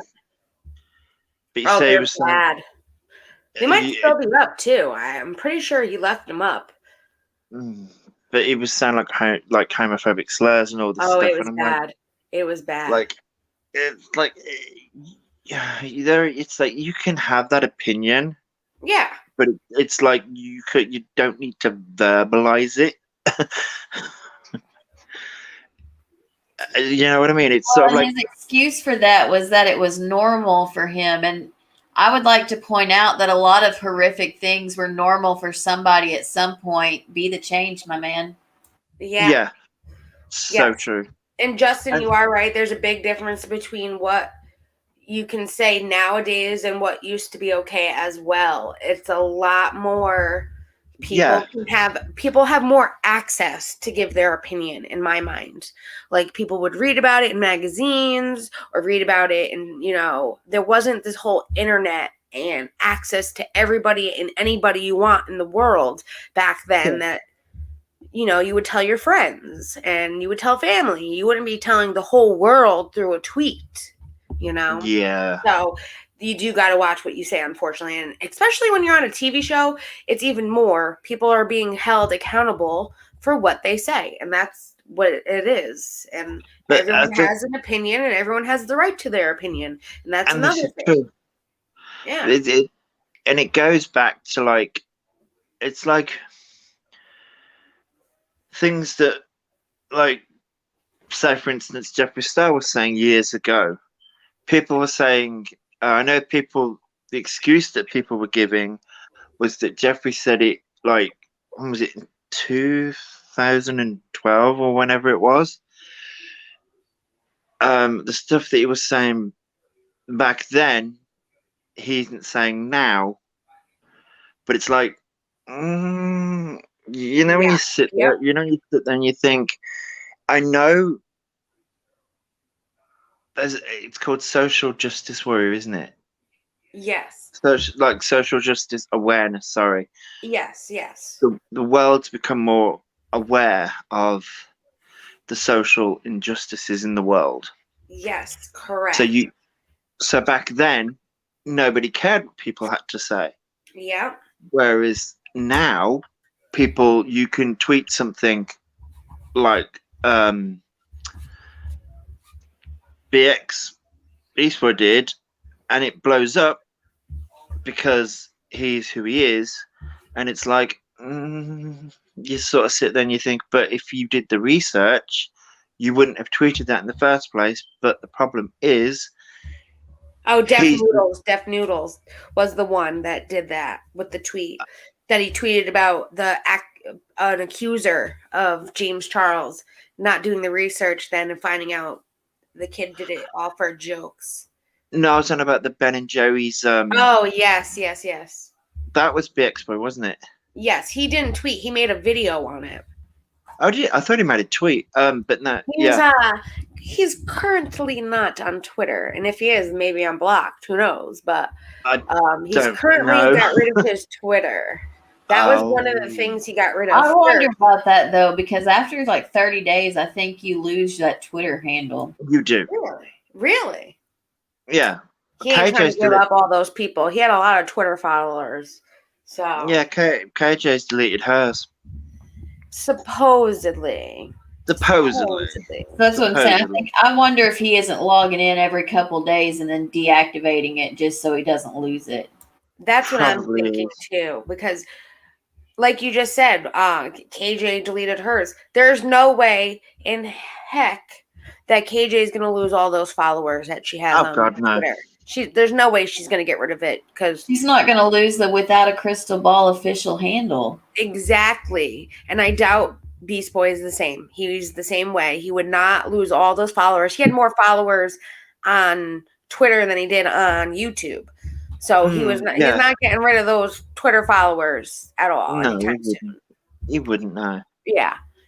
I mean, I get it. Like, Twitter can sometimes be a bit crazy, but it's because everyone is allowed to have their opinion and everyone is saying their opinion. And I understand that. That's the difference. So sometimes you just kind of have to brush it off. I know it's hard to do But It can be hard to do. Well, and But you know the thing you is, gotta brush it off. for him to have so many followers on Twitter and like 15,000 subs, why does he pull in the same numbers that we do? We have like not even 300 subs. I know. Mm. That is very questionable. Like, That is a bit. doesn't it have say like 50,000 followers on Twitter at some point? Yeah, I thought it was like 100,000, but yeah, it's some crazy number like that, 50 or Wow. 100. So that's why I'm like, yeah, he's not getting rid of his Twitter. No, There's he no wouldn't. way. No. He had No. he said it was because of his music. I mean, I don't know how true that is. Oh, I can Wow. guarantee you 50,000 people were not listening to his music. Yep, and you are absolutely right, Rebecca. Narcissism has a big appetite. That is for sure. Oh, it does. It really does. Yeah, it and yeah, it really does. But yeah, I mean, with even what you were saying though, about just people, like what he was saying and how people look at that, and it's like, I mean, with the whole Deaf Noodles things, there are reporters that look at Deaf Noodles Twitter on what he says and reports on, and like uses that in their reports or their articles that they're writing. Mm. So And you can't. he needs to be really careful on what he. But you know, like that's also that's on the reporter that uses them as a source. That's Yeah, true. it is. Yeah. You got to vet He's your the- sources. Yes, Yeah, that's true. that's where it's like journalism is meant to be about facts. Yes. And the problem is, it's social media. You can literally tweet anything you want about anyone. You can state it as a fact, Yeah. but that then falls under a lot of laws if the person decides to press charges. Yeah. But somebody could state it as a fact.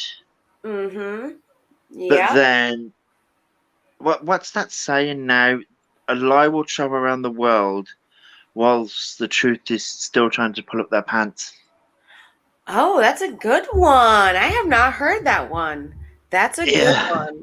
A lie will travel around the world while the truth is still pulling up their pants. Yep. That is a good one. It's a good one because it's true. It's so true.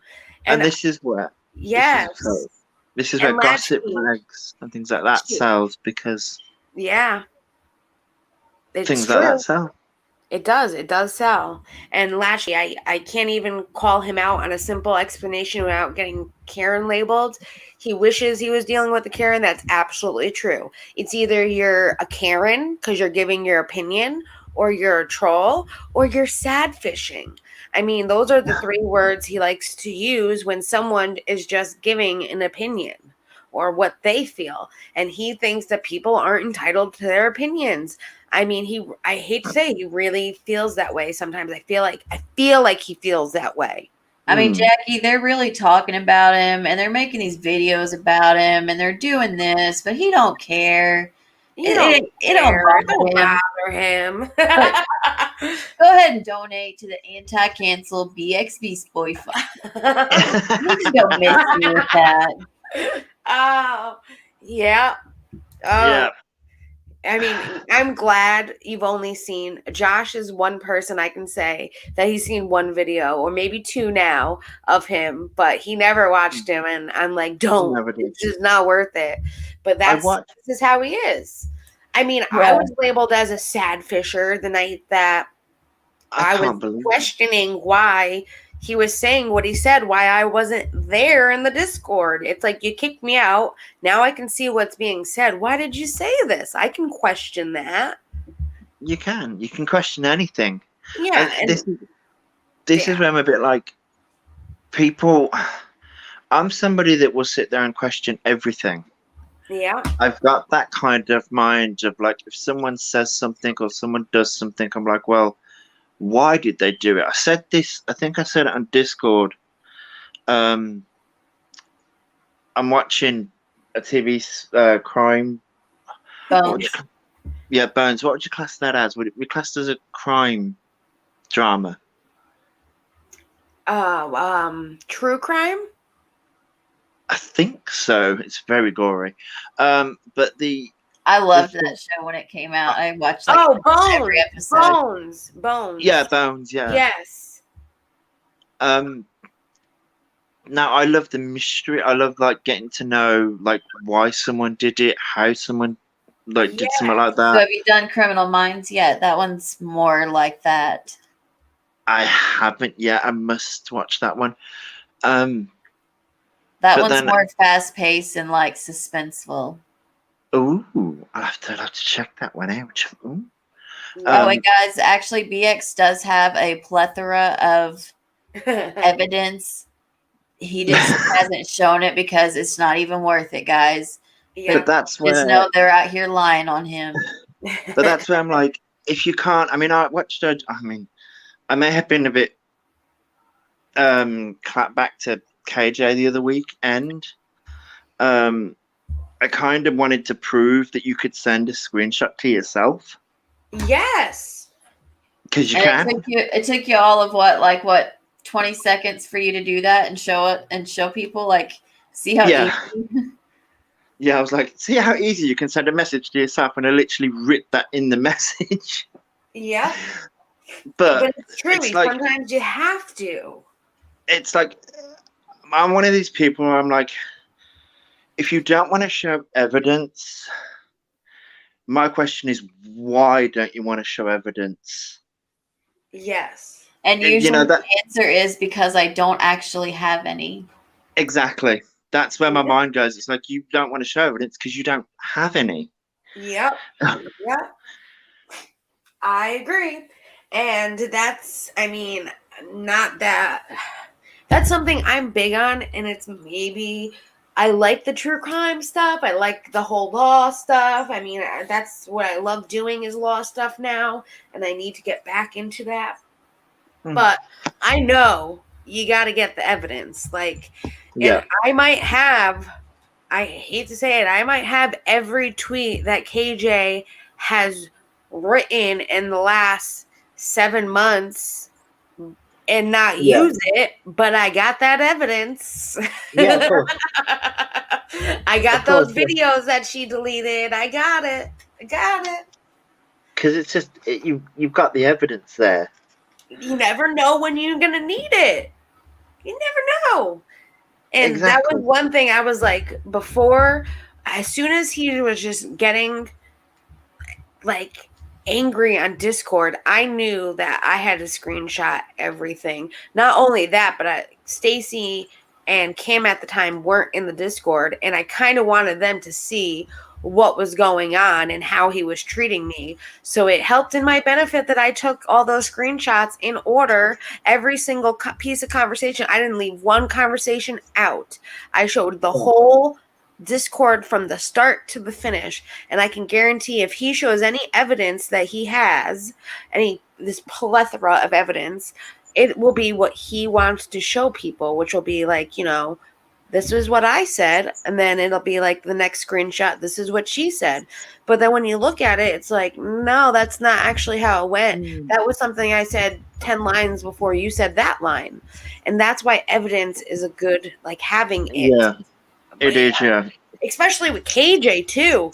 KJ is like, I never said that. And it's like, I can go through all of these tweets that you have written, and I can probably find where you have said that. Like, I have evidence to prove this is not the first time she said she's leaving this Twitter. I have seen it. I have it. And I can prove that this is not the first time. You know what I mean? Like, it's things like that. And that's what I like. Yes, you can make it's not judgments. It's begins with an S. Oh, what's that word? It's like judgments, but it's not. You're making me think. I'm just gonna say you can make like quick judgments. I'm just gonna say judgments. Yeah. You can make like quick judgments and like try and like Assumptions? That's the word I was looking for. There It you doesn't go. begin with an S. It begins with an A. But I got you. Um, I got you. you can make assumptions on things, but the thing is, it's like I like to make some assumptions, but then I'm like, when you sit there and you think, I need facts, Yep. You need and the proof. yeah, I need the proof of like a conversation that's gone on or something that's happened. I'm like, people can say all this stuff on Twitter, but I'm like, there's no proof I behind agree. it. And she is known for that. I mean, even with the whole emails from, I hate to say it, like the hacker emails, it's like, well, I've been getting these threats too. Well, if you have been, I know, Katie, if you had the evidence, you would have shown the evidence. Yeah, You weren't getting them. And it took how long for you to produce one from like what, Clark Swanson's lawyer or someone pretending to be Clark Swanson? I forgot what it was. And it was like, this doesn't look anything like Saltsy's or what anyone else is getting. Oh, but you've and also she probably does get emails like that Oh, daily. yeah. But there's no telling who they're from because she's made a lot of people angry across a lot of different genres platforms of not even just YouTube. And I guarantee I have that screenshot as well. And everyone has her email address. These before her court case. She used to have her email address plastered everywhere, so everyone has that. So there's no telling what she's receiving. Yeah. She gave that email address like it was her like phone number kind of thing. But this is what I don't understand, right? I mean, I know I'm like a very small YouTuber compared to KJ. Yes. But I sort of sit there and I'm like, well, the only emails I get are junk emails. And what someone was going on about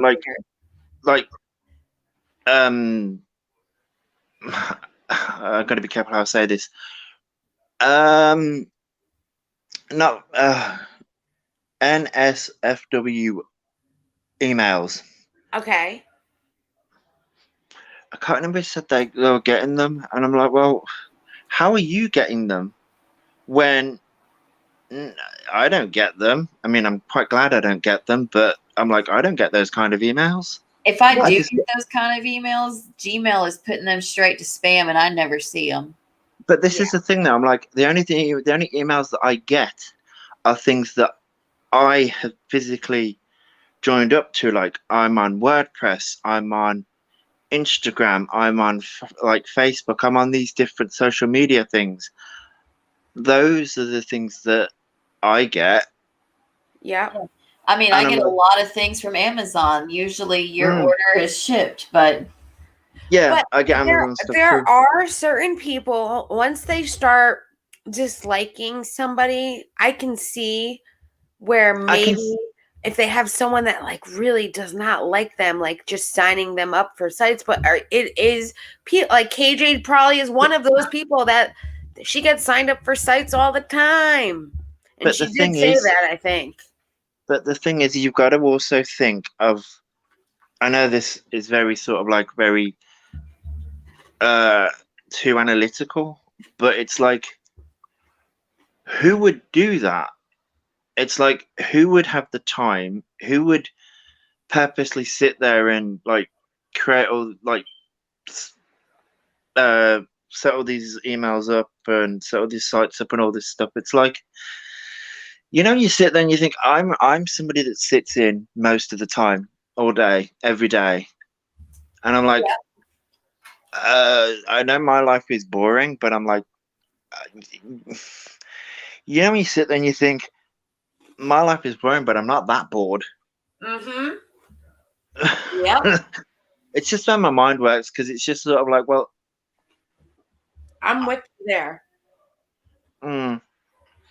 And KJ right now, so KJ's content the last couple of days have been on the Duggars, of course, and the Sister Wives. So she's been talking about pretty much the Duggars. She did Ginger Duggar breaks a Duggar rule. And then, you know, Sister Wives. I don't really watch the Sister Wives, but I guess Christina Brown wants to divorce Cody after a fight. And then she's talking about the Bates and the Duggars, how Josh and Carolyn Bates had a secret courtship. She's just think about how mad she gets when people talk about her and Todd's relationships. And she's like, well, yes. I saw a fight on this heavily scripted show that was taped weeks and months ago. Let me tell y'all what's really happening. Yeah. Mhm.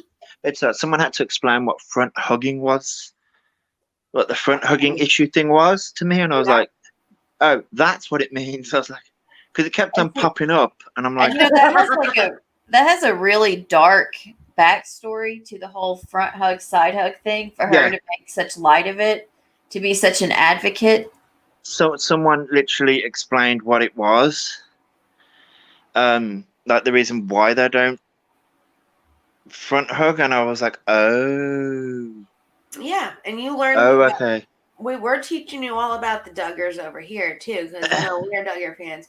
But the way like she does the Duggars is like, come on, it's not right. Like, I don't know. I don't like the way she does the Duggars. I mean, yes, they are different. So no latchkey, it's front hugging.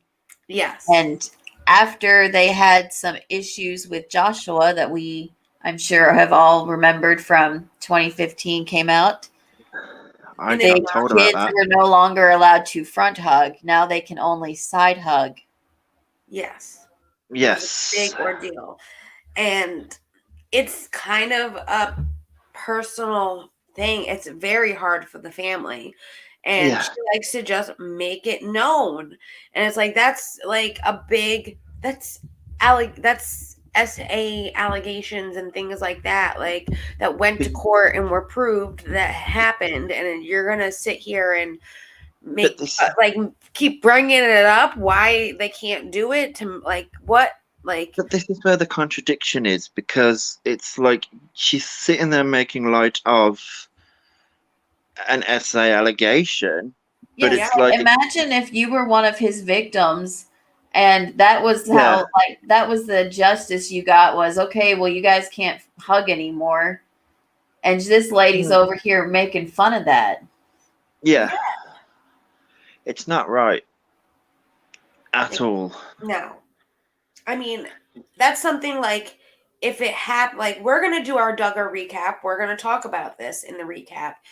But we're going to inform people about the Duggars and who they are. So people that maybe don't know, do know. And then we're just going to talk about what we feel like.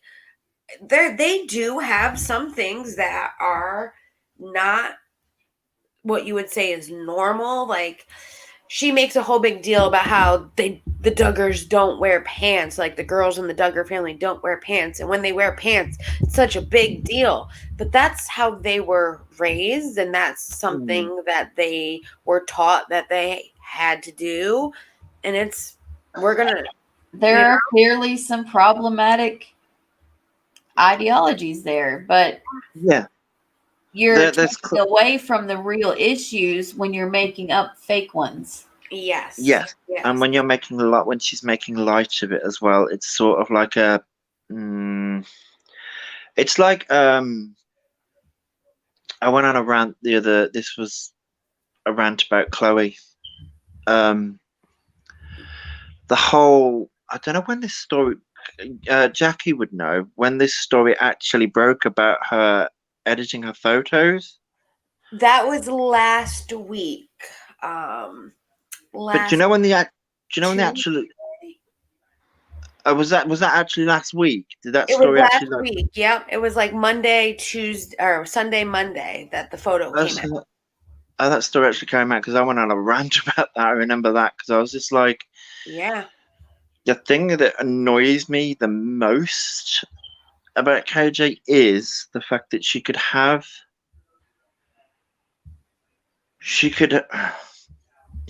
the conversations. You know, she could. I took the Khloe incident because it was sort of like it was body positivity, and I was like, well, you could have that conversation. Yep.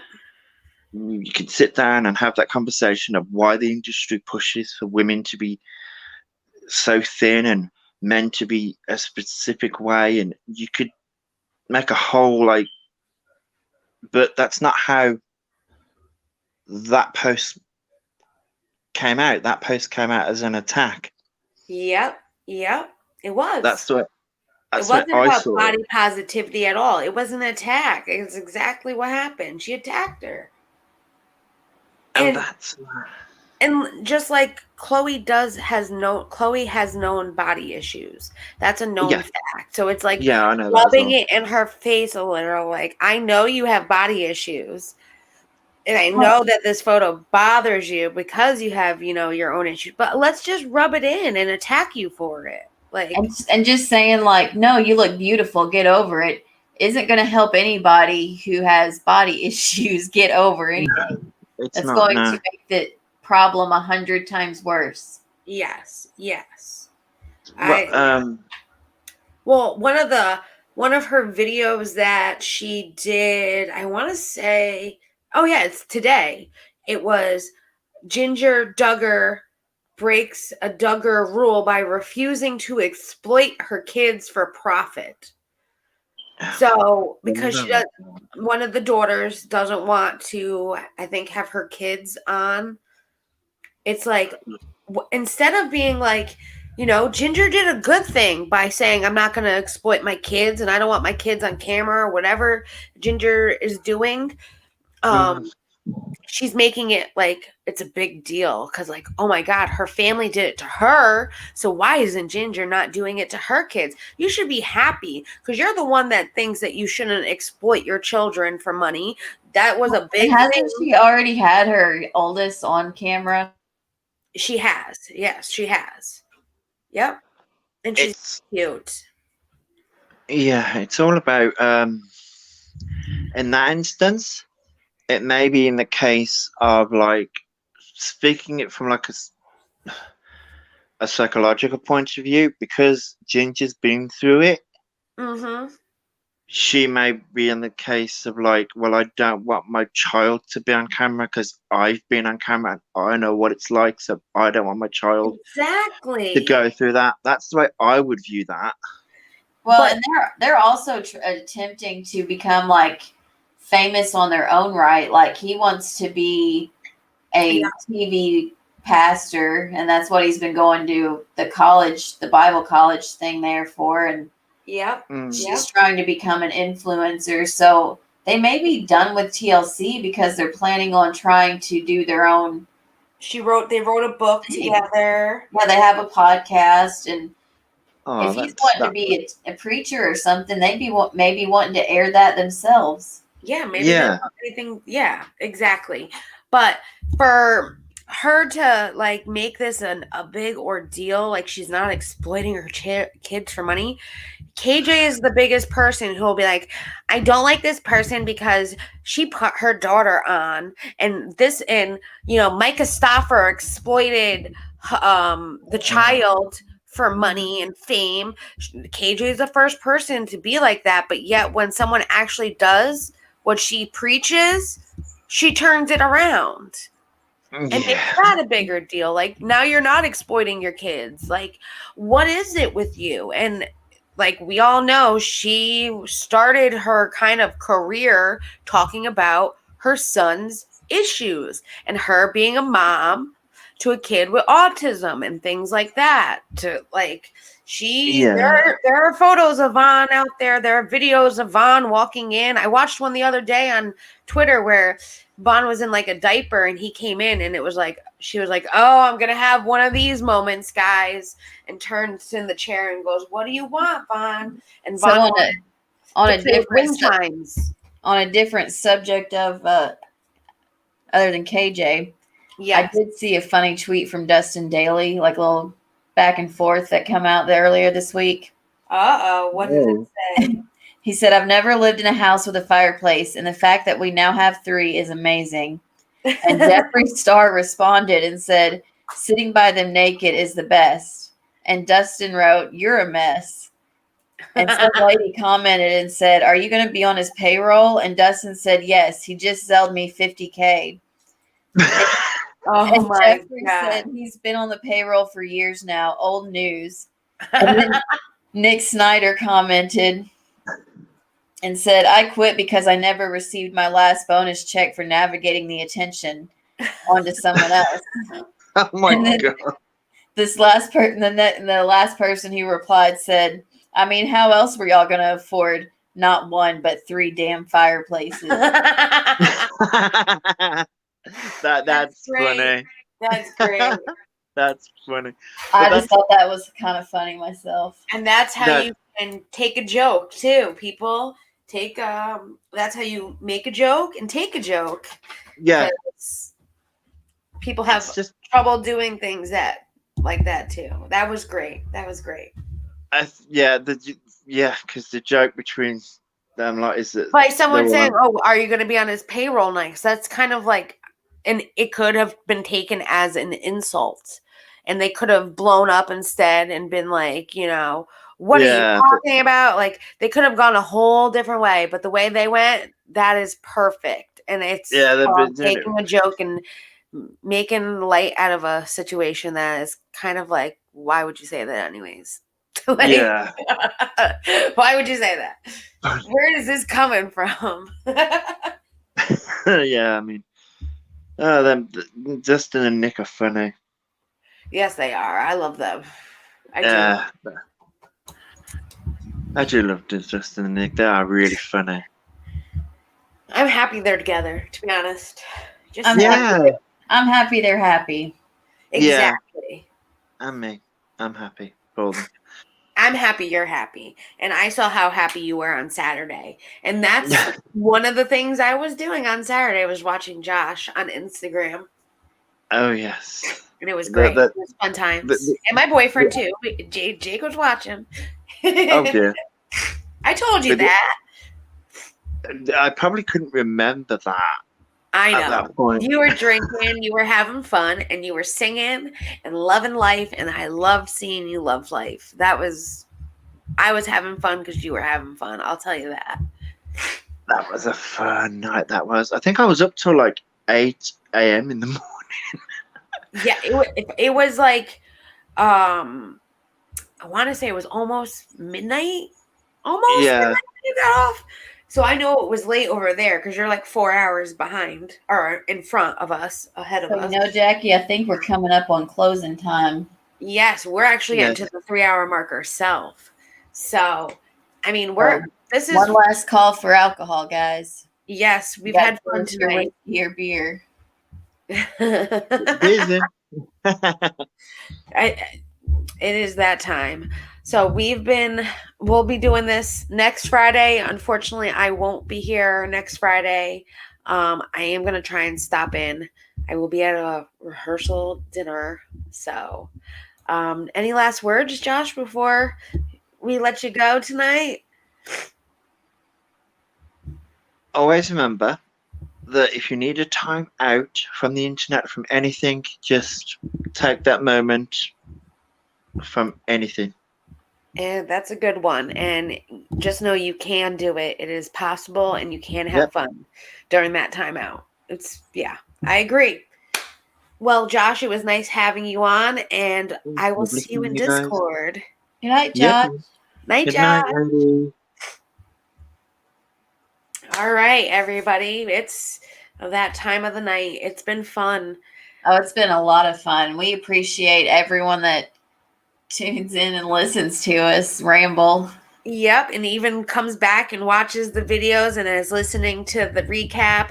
We'd love to hear what you have to say in the comments below. I mean, we love reading everyone's comments. We love hearing everyone's opinions. If we missed something, let us know in the comments too. Yeah, and we're still really new at this. So if there's something we're doing wrong or something that, let us know.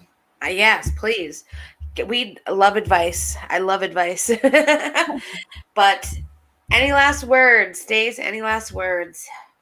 No, just like I said, I appreciate every single one of you. Thanks for the chat always being awesome like you always are. And thank you if you're watching the replay.